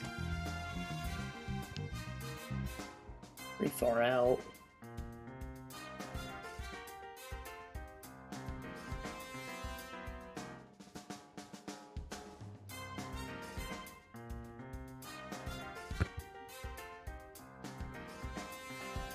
Graveyard might have a side activity, go collect bones or something. General. Yeah. Roaming Sigourney.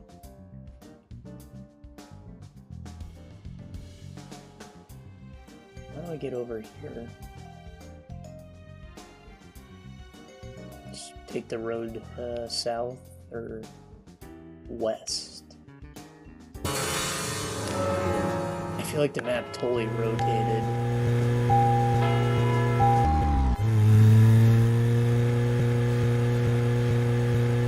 Last time I looked at it, west seems like a good direction to go.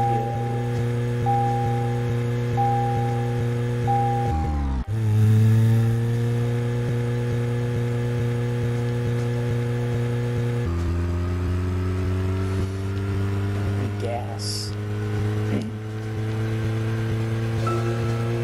Zach, don't you think there are a lot of good-looking women in this town? It's like heaven compared to the town we grew up in. I just want to make sure west is right, because that's telling me it's not, but that looks familiar.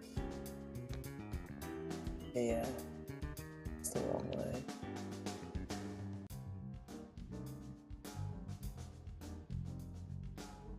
We want to go east, I guess. Map totally is rotating, I don't like that at all.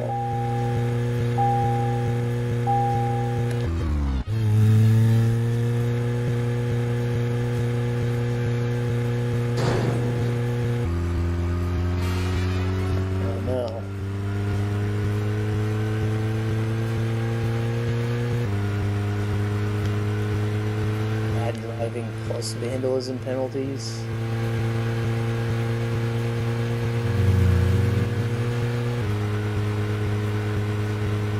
Surprised I didn't get a fine for bumping someone's car. I'm pretty sure that's happened. I've been doing my best to avoid them.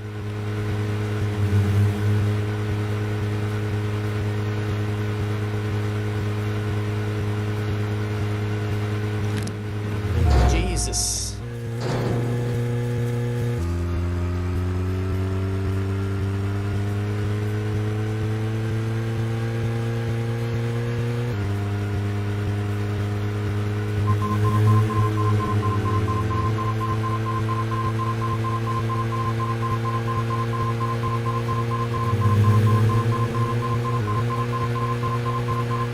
That must be the gas warning.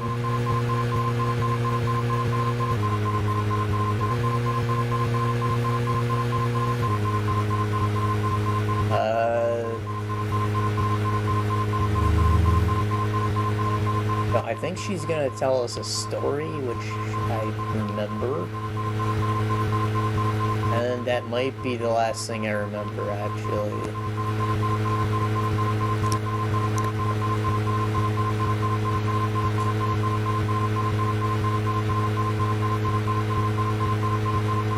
We're getting close to uncharted territory, but you know, this is like 2-3 hours into the game. I can't imagine this is more than like 10 hours long.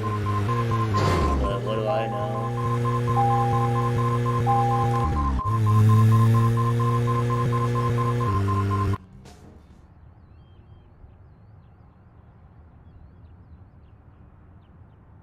Last time I played before things got buggy, I was like legit going around grabbing collectibles and stuff.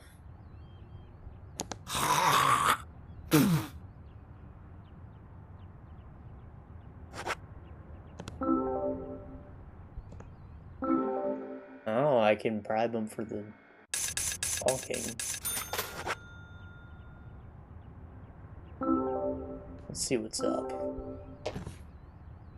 Jack, here's the Ben Franklin you wanted. Give it to me.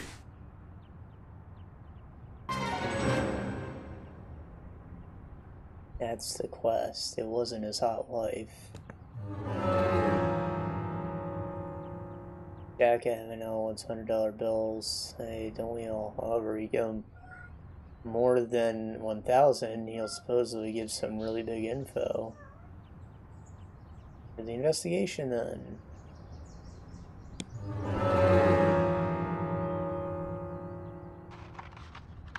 Hey there, Benjamin. I wanted to talk to you. Have you heard this yet? I'll tell you another one when I see you. I didn't catch that. Something about dark gun.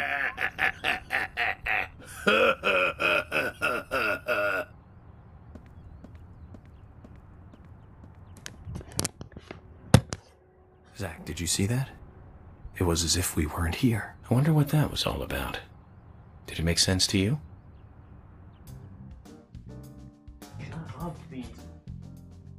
When do you want out again? Possibly more.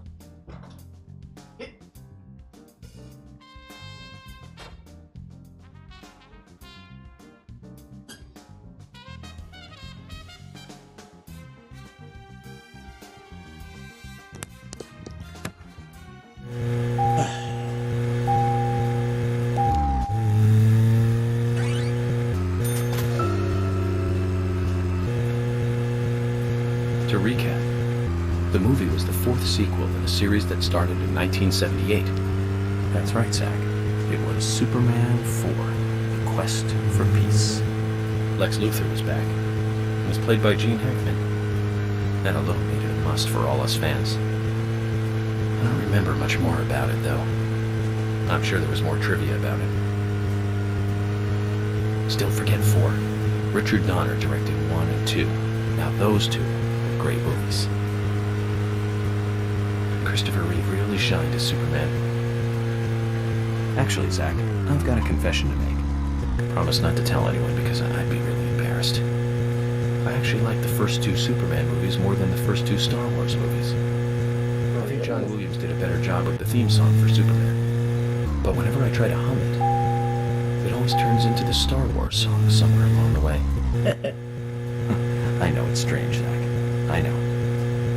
So, Zach, which Richard Donner film do you like the best? No need to hurry. Take some time to think it over.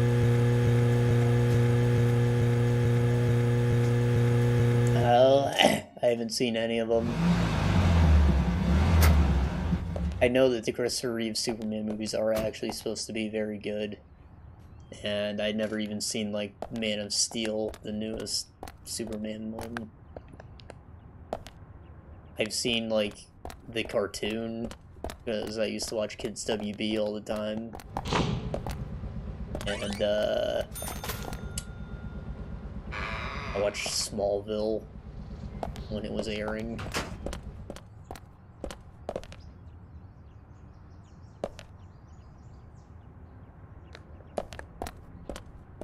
And Crypto with a super dog. That was on Kids WB too. I don't know if Crypto's canon though.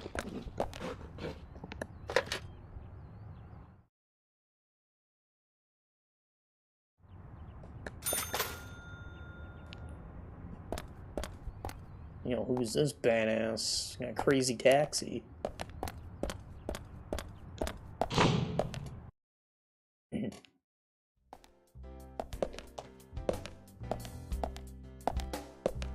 Errol.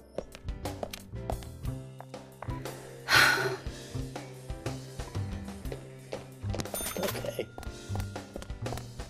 Cool drink. What is it, like a powder?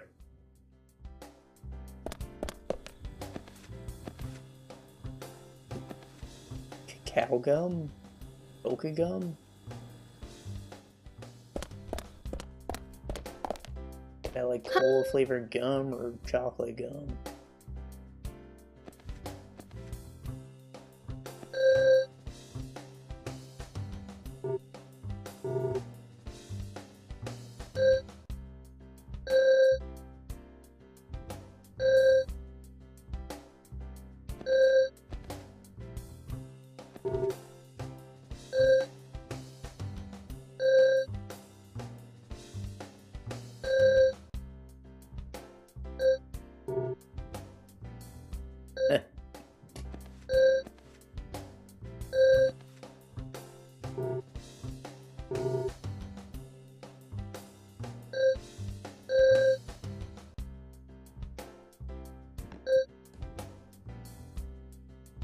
cherry blossom suit. Increases your sex appeal. Oh, it's pink? I don't wear pink anything. The pink suit, kinda nice, kinda fire. The only time I really go for pink is when I'm playing Earth Defense Force to show that I'm an OG.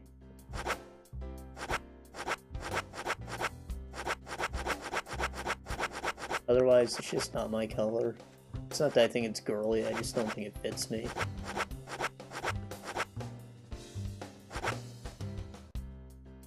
Though it does especially fit blonde women.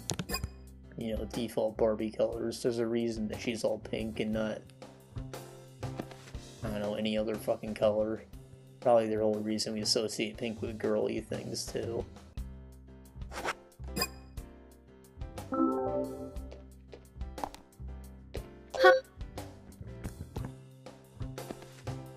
You always look like a busybody. Is the job working you that hard? It's not so bad, hon. I've gotten used to it now, really. You seem to be taking it easy. Sometimes it's important to take a laid-back approach. Pressing forward too quickly can be a recipe for disaster. You're being silly. Oh yeah.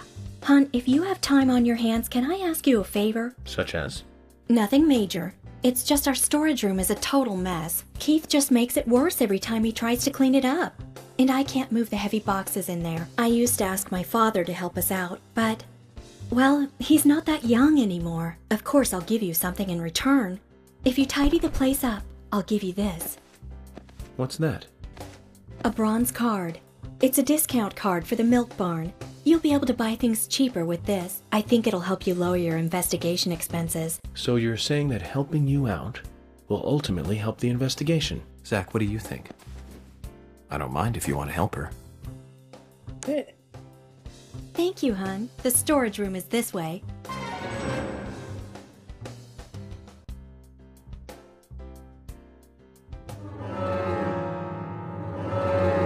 I remember, right? This is like pushing boxes. Oh no. Playing Tales of Vesperia.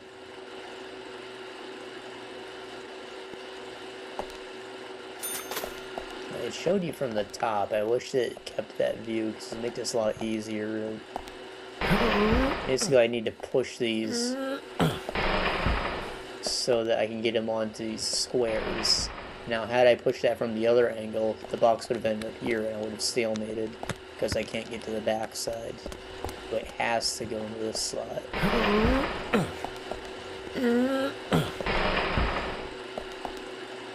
I'm sure there are like multiple levels of this to probably get higher tier store cards.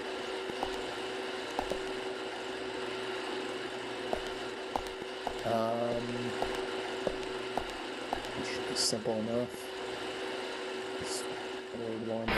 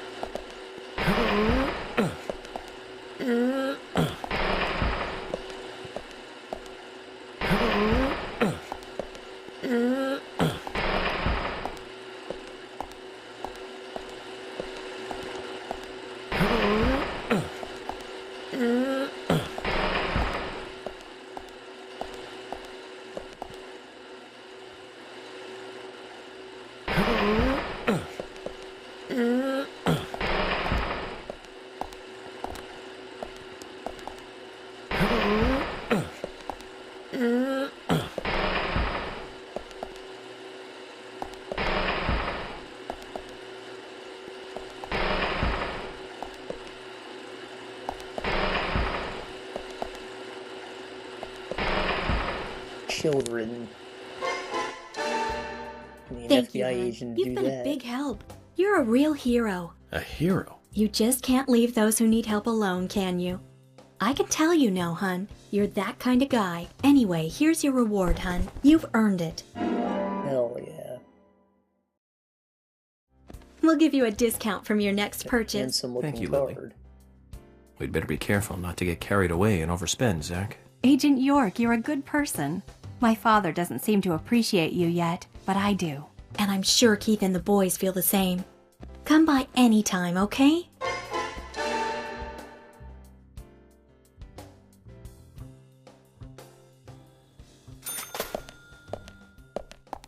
I wonder if the card tiers correspond with the trophy you get.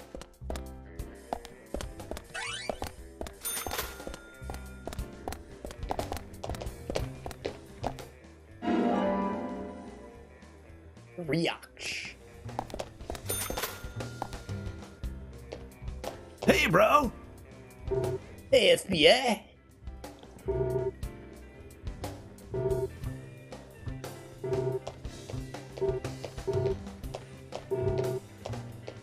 It sounded like his menu was gonna change, so he might have something different to offer.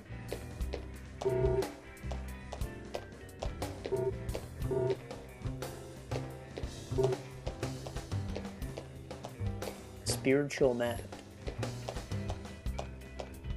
I think this shows me the combat arenas. Hey man, the spot on the map is called Cope's Tunnel. It's one of a couple of places in town where, like, spooky stuff happens. Spooky I'll tell you a story, okay, man? But, don't go spreading it around. Spirits, they don't like publicity. Back when this place was a lumber kingdom, you know, the rockin' 80s, that tunnel was the main connection from the lumber yard to this town. Every day, huge trailers would like come in and out. Lots of traffic, dude. Of course, some people were like all up in arms. Save our nature, stop pollution, you know. Big business was pushing in here from all over the US of A. Everyone was bickering over the forest. So some of the town people got even more worked up, you know? They started a protest inside the tunnel itself. I guess maybe that was the start of all the bad times. Bad times? Oh yeah, man. Rough stuff and heavy times, man. The conservationists and the lumber workers faced off with each other. Neither side was backing down, and that made things worse. Amid all this chaos, there was a man and a woman who got engaged. Problem was that the man was a lumberjack, and the woman, she was a tree hugger. They rarely ever fought, but then, one morning, they had a lover's quarrel. People think that her love of nature clashed with his profession. But we'll never know what they really were fighting about that morning. The man shouted, he called her an idiot, and then he stormed out and went to work. If only he had known, that would be the last word he would ever say to her. When he finished his work for the day, he got in his car and drove home. When he got to the tunnel, he saw lantern lights glowing faintly. Those fools, not again. He just thought they were protesting in the tunnel again. And to scare them a little, he decided to speed up. He probably thought they'd all scatter so he wouldn't hit them. But the lights didn't move. In fact, one came toward him. A second later, there was a thud, and the lantern flew up into the air. He slammed on his brakes, too late, of course. Then, totally freaked, climbed out to see what had happened. I don't need to tell you who he hit, do I? What's more, in her mangled hand, there was a letter to the head of the lumber mill. A peaceful settlement offer. The woman had no other relatives other than the man. And the lumber mill took no responsibility for the accident. It was going out of business anyways. What happened to the man then? No one saw him again. Some say he killed himself, or simply just vanished. You know, he might still be in the tunnel, weeping over his lost love. So now, some folks say there's a ghost of a young man that haunts the tunnel. I told you it was called Cope's Tunnel, right? Well, check this out. Some people call it Corpse Tunnel now. You better be careful, Mr. FBI, if you go down there by yourself. But the young woman's the one who died. The man could still be alive. Why is it his ghost?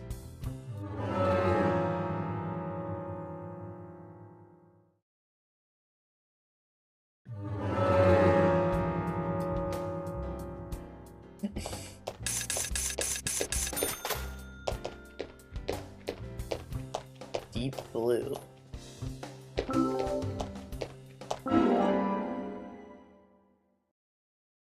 Royal.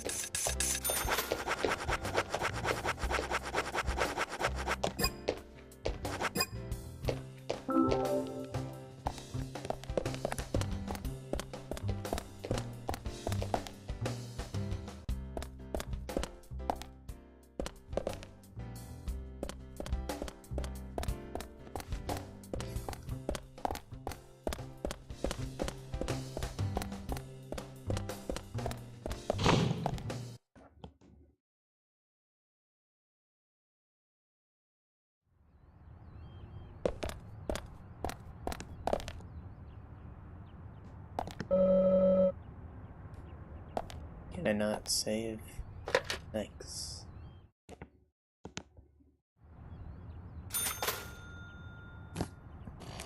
Last time.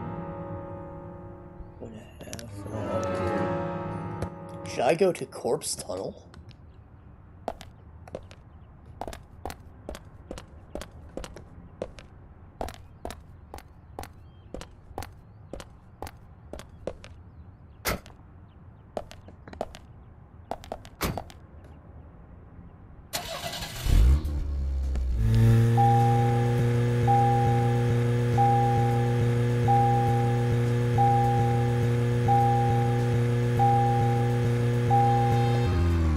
Consider it. First, I want to see if the gunsmith has anything interesting.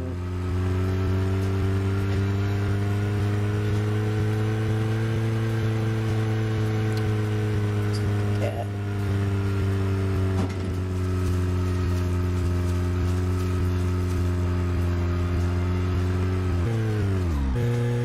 Closed. Hoping they can upgrade my pistol. What?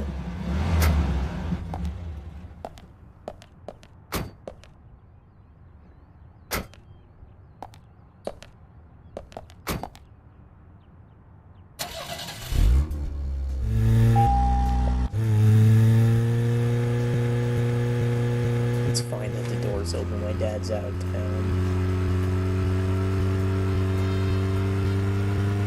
Like the draft behind me doesn't get watched. Normally fine, but it's when I have the headphones in, I'm like hyper aware of what's behind me, you know. My senses are reduced.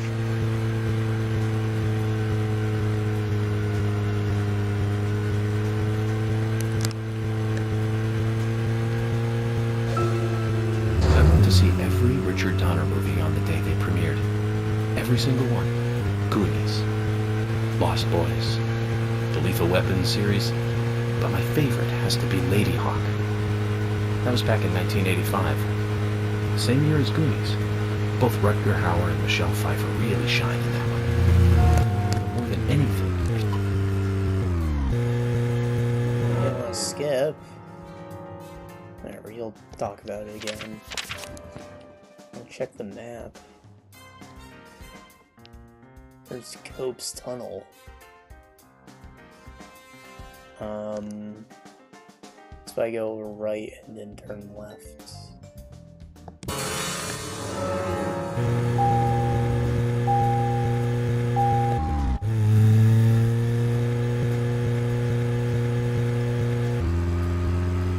Also, did I hear a Steam notification? I sure did. I'm playing Grim Dawn with my brother. He's probably inviting me to play that or something. I already commented on what I sent him. Either way, it can wait.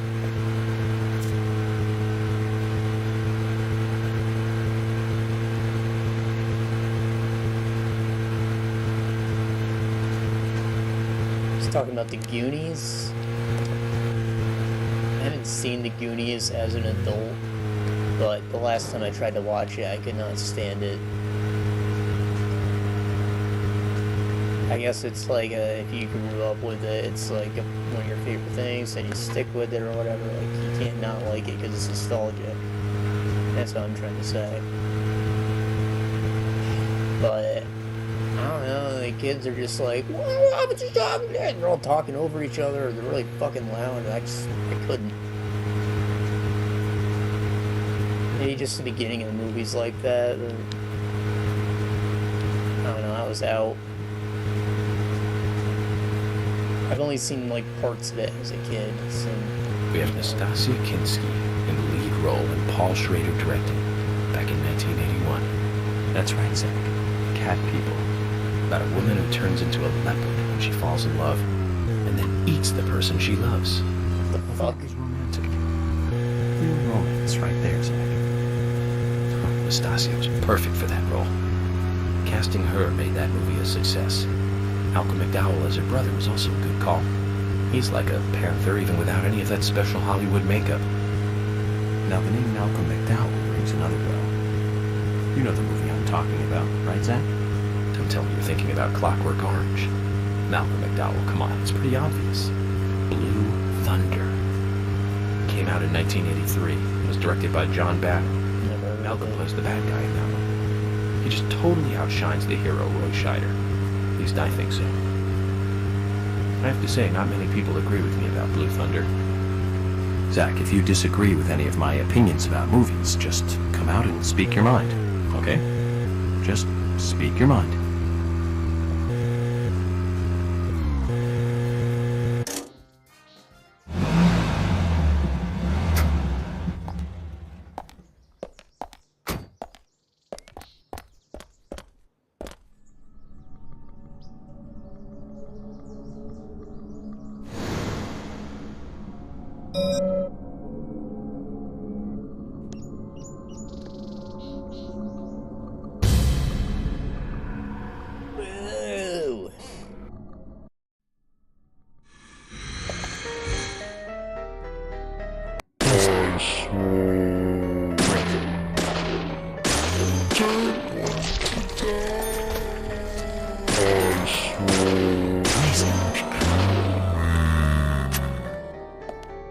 So I know I said that the combat was like not even meant to be in the game originally, but if that means that the original concept is all driving, you think they would have put more effort into making driving good.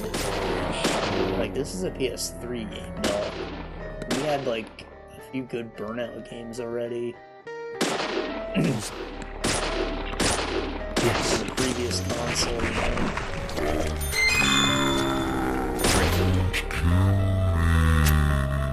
And obviously tons of awesome, like, arcade racing things. Like, good car mechanics were already a thing. There's Ridge Racer, Gran Turismo, and like, all of these long-running franchises all exist already. Crazy Taxi, I mentioned Crazy Taxi. I saw that guy's car.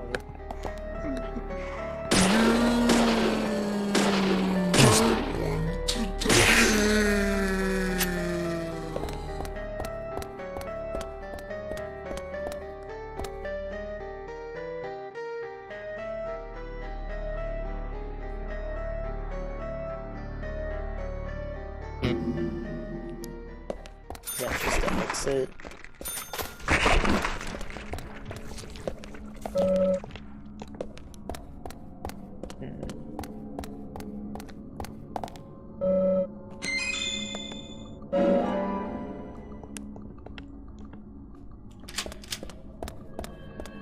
This is supposed to be the way forward then.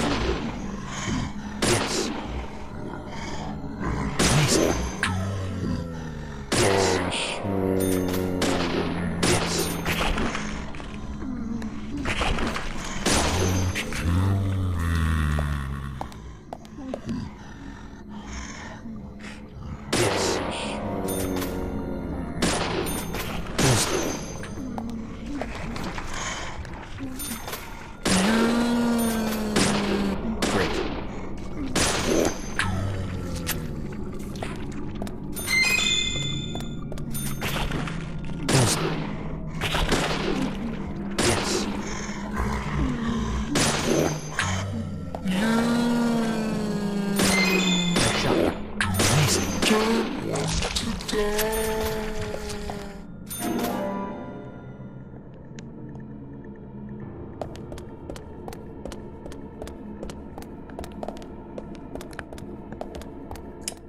damn game.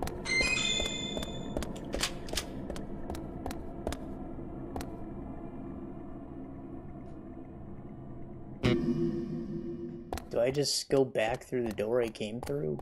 The fuck?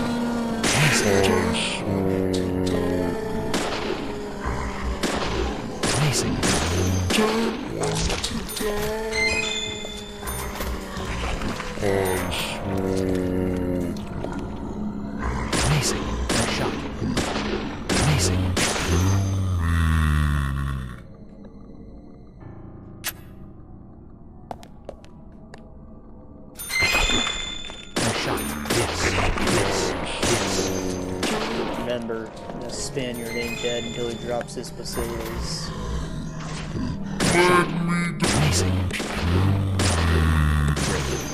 Shadow ain't dead till he drops his shovel.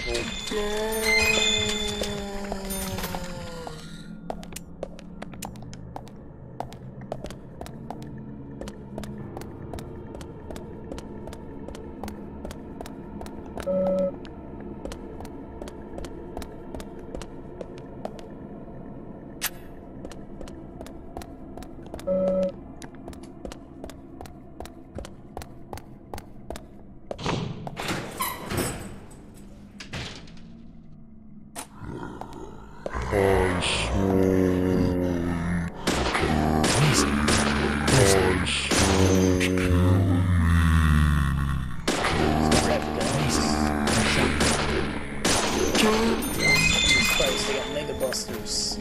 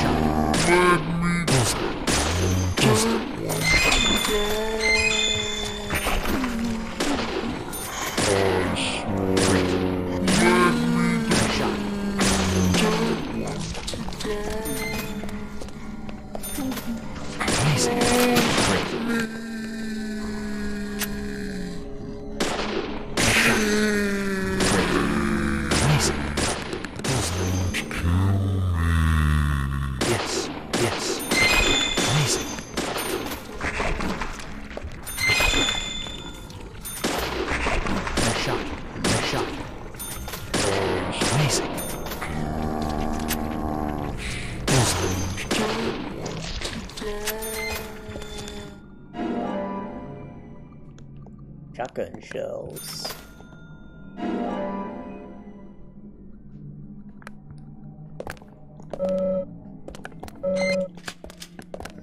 wonder if I'll get a shotgun from doing this.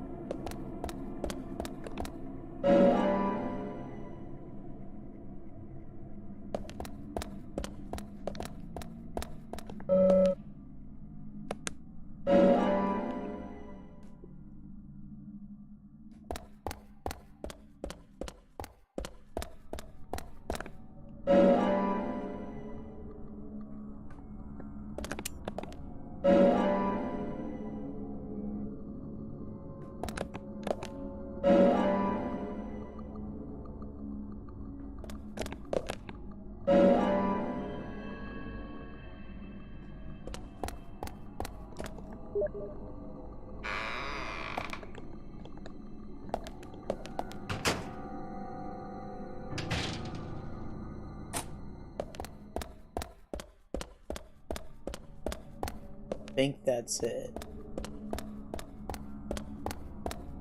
There's a gun.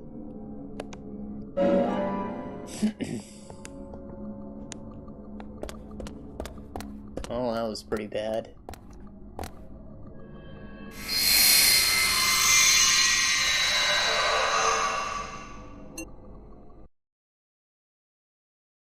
It's one thing to go through a level with shitty shooting mechanics, and they're just like going back and forth between the same two fucking rooms.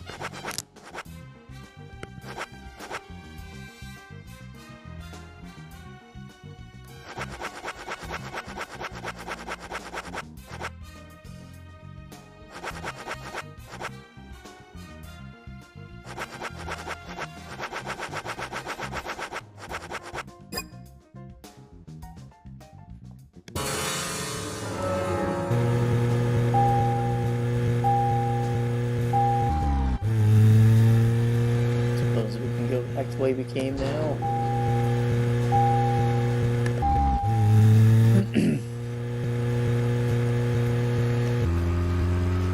Well, we still got plenty of time to kill.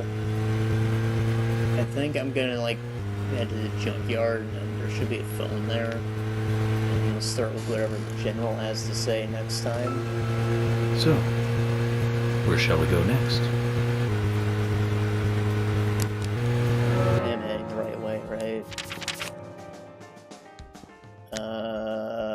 Fuck.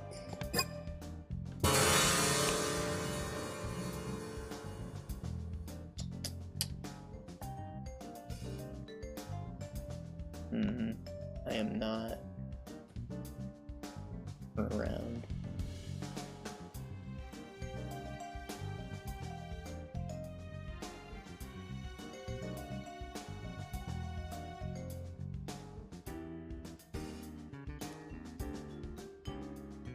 No, what the hell? Did I end up in a different time? No, I'm supposed to come out this way, right? Graveyard.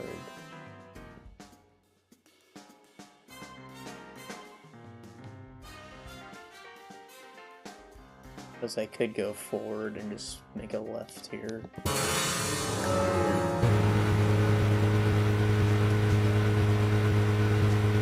Take the long way.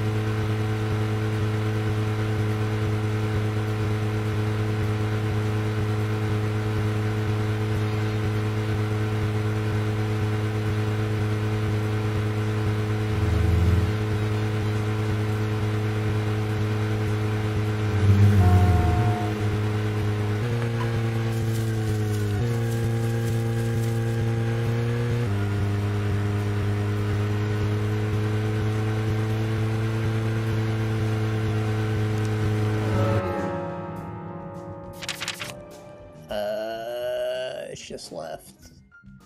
Either left works. I'll take the second one because I was in the process of missing that.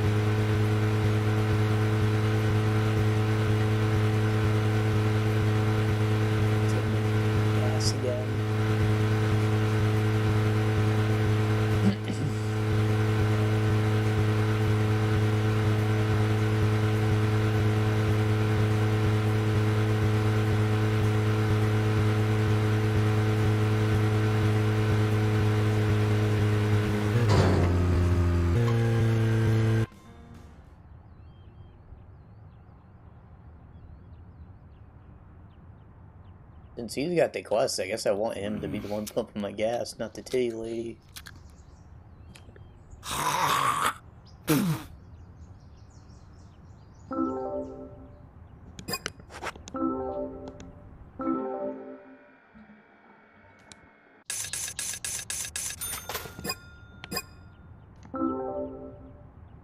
Just call me craphead? Isn't disrespecting an officer like a crime?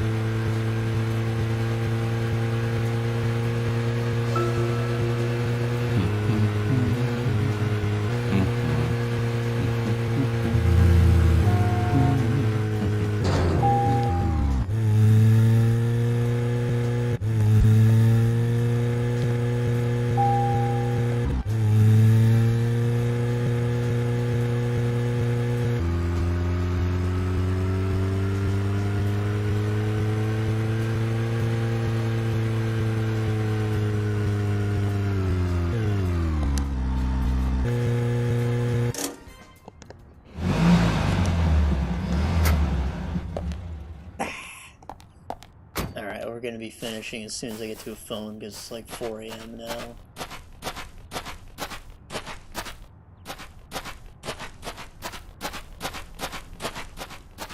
This is my last night where I'll be able to get up this early for a week, so I don't know, honestly, if I'm gonna stream next week, because I'm gonna be in like a real fucking state getting up so early every morning.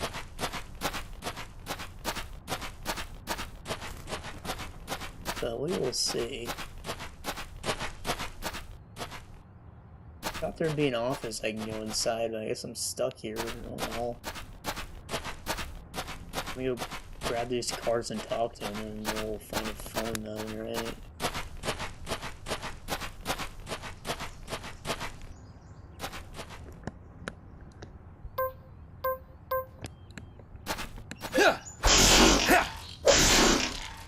Quicker than using a gun.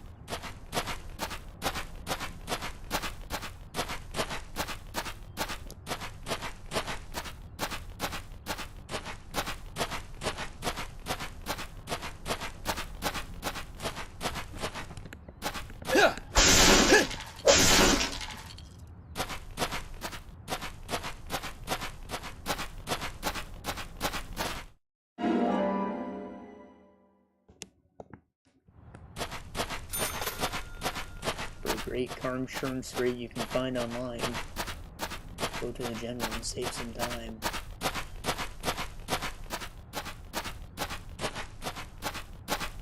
I've never actually looked at different car insurance things. I don't use the general, but, you know, I just took what my parents had, stuck with it.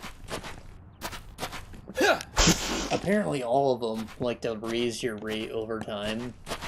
And you usually end up saving money if you just, like, switch every year. I think sounds fucking stupid. It's, like, you know, bad for loyalty, but whatever.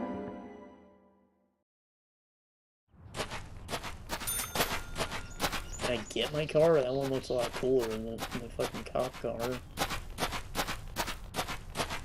I guess it's in the junkyard. That's probably why I found it.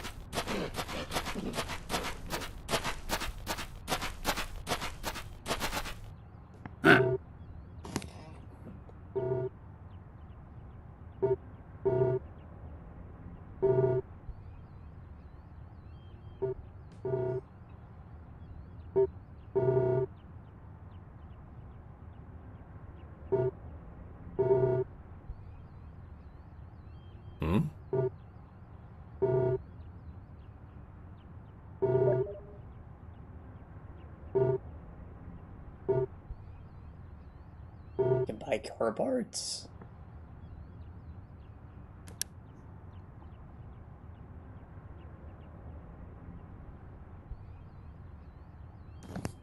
So I want something with good handling then.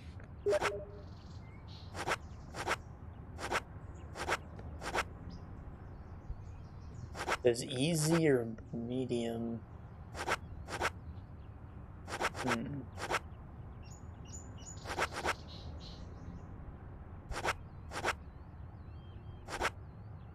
Slow and easy, slow and easy. Fast and difficult. This one seems good. Richard's car.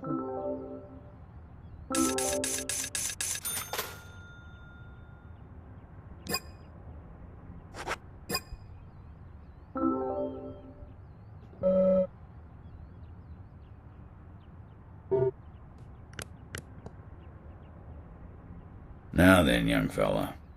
How do you feel about your current vehicle? My vehicle? It's a piece of crap, but I'm not here to talk about that. Then how about a little treasure hunt? Listen up, young man. My junkyard is actually a mountain of treasure. All kinds of treasure lies in those mountains of junk.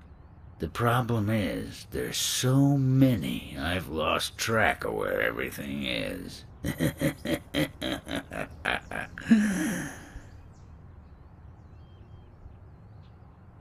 You've caught on already. I can see it in your eyes. I need you to head out in the yard and find certain things for me. If you help me out, I'll customize your car a little. What are you talking about? Didn't I tell you to shut up and listen to your superiors? Now will you do it or not? I don't see any reason to refuse. Well said. First, I'll need some low gear parts. With that, I'll be able to boost the engine of your car. You'll find one around E5. Go! Don't just stand there, get going! So is it upgrading York's personal car? Or all my cars?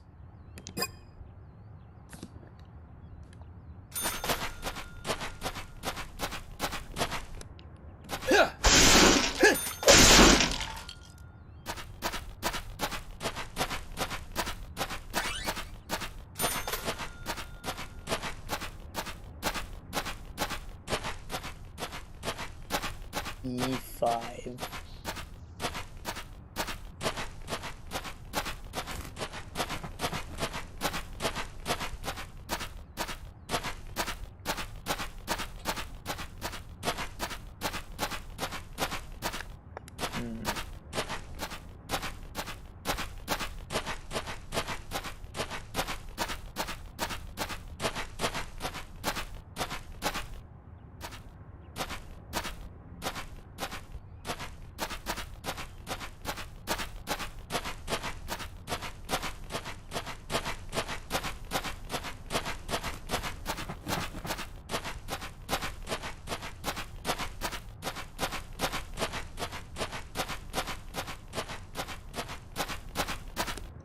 It's like training ground.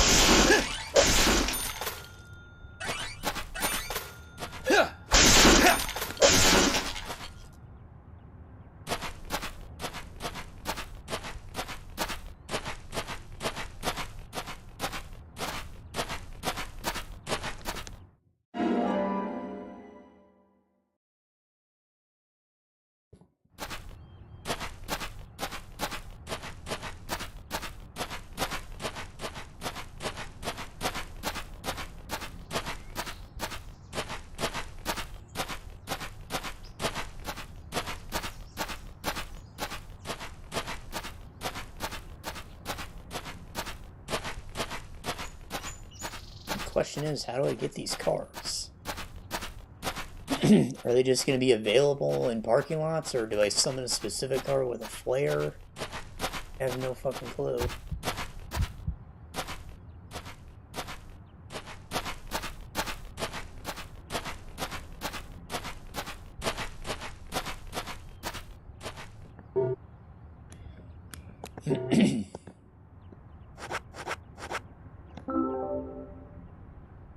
This is it. This will save your life someday, son. You sure know how to exaggerate. You imbecile. Engine boost is vital for bringing back soldiers alive from war. Engine boost? Of course. Engine boost is the basis of everything. Let me tell you a war story, son. I was leading my unit at the very front line. Things were bad, and sanitary conditions were worse.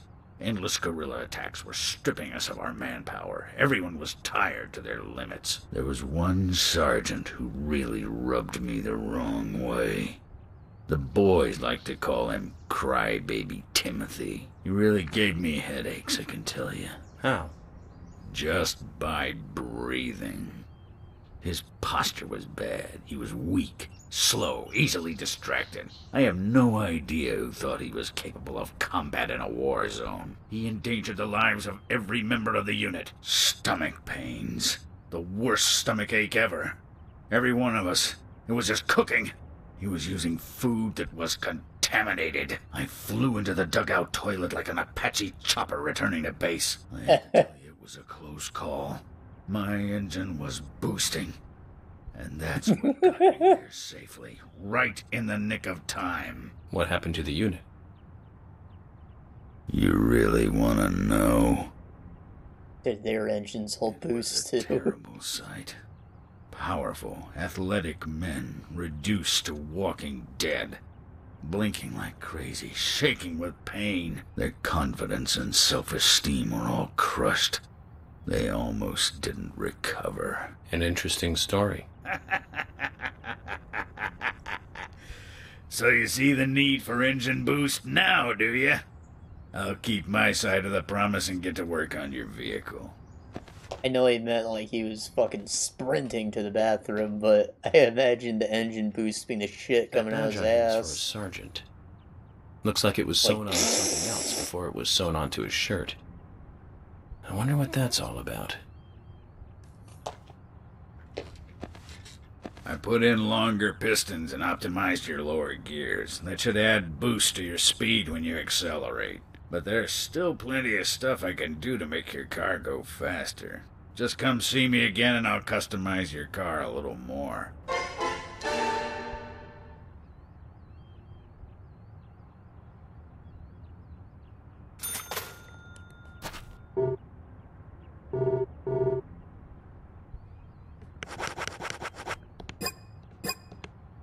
Must be at a later time. Maybe he'll reorganize the scrapyard once I leave. It'll be a different maze. Hey, this is beauty.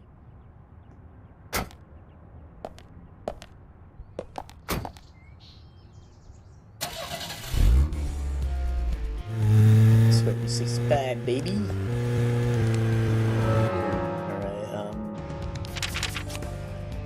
I guess I want to go to the milk barn right over here, just make a right. That has a phone in front of it, of course.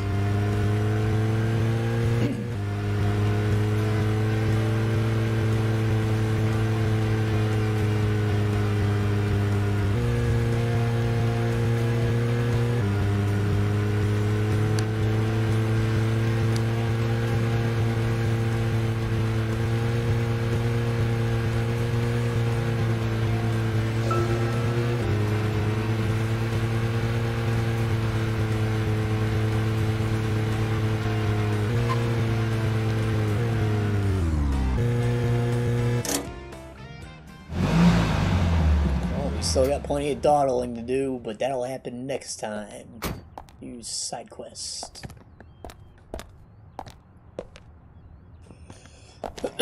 And again, I don't know if I will be on next week because I will be in the state, but we will see. And maybe we'll get something very late night like what we're doing now. Just, you know, at some weird time that's abnormal for me. But we'll get back to it. I feel like not that much happened. Like, we did a lot of waiting, but I don't know, I guess the first hour or so was all cutscenes, so story did happen. And, yeah. I think we're almost caught up to where I was, minus all the collecting. That was a big chunk of what I did during this big period right here. And again, I think I remember the next thing that happens, like, cutscene, they tell me things, and we'll see. But I'm not sure I remember much past this point. Anyways, I will be seeing yous.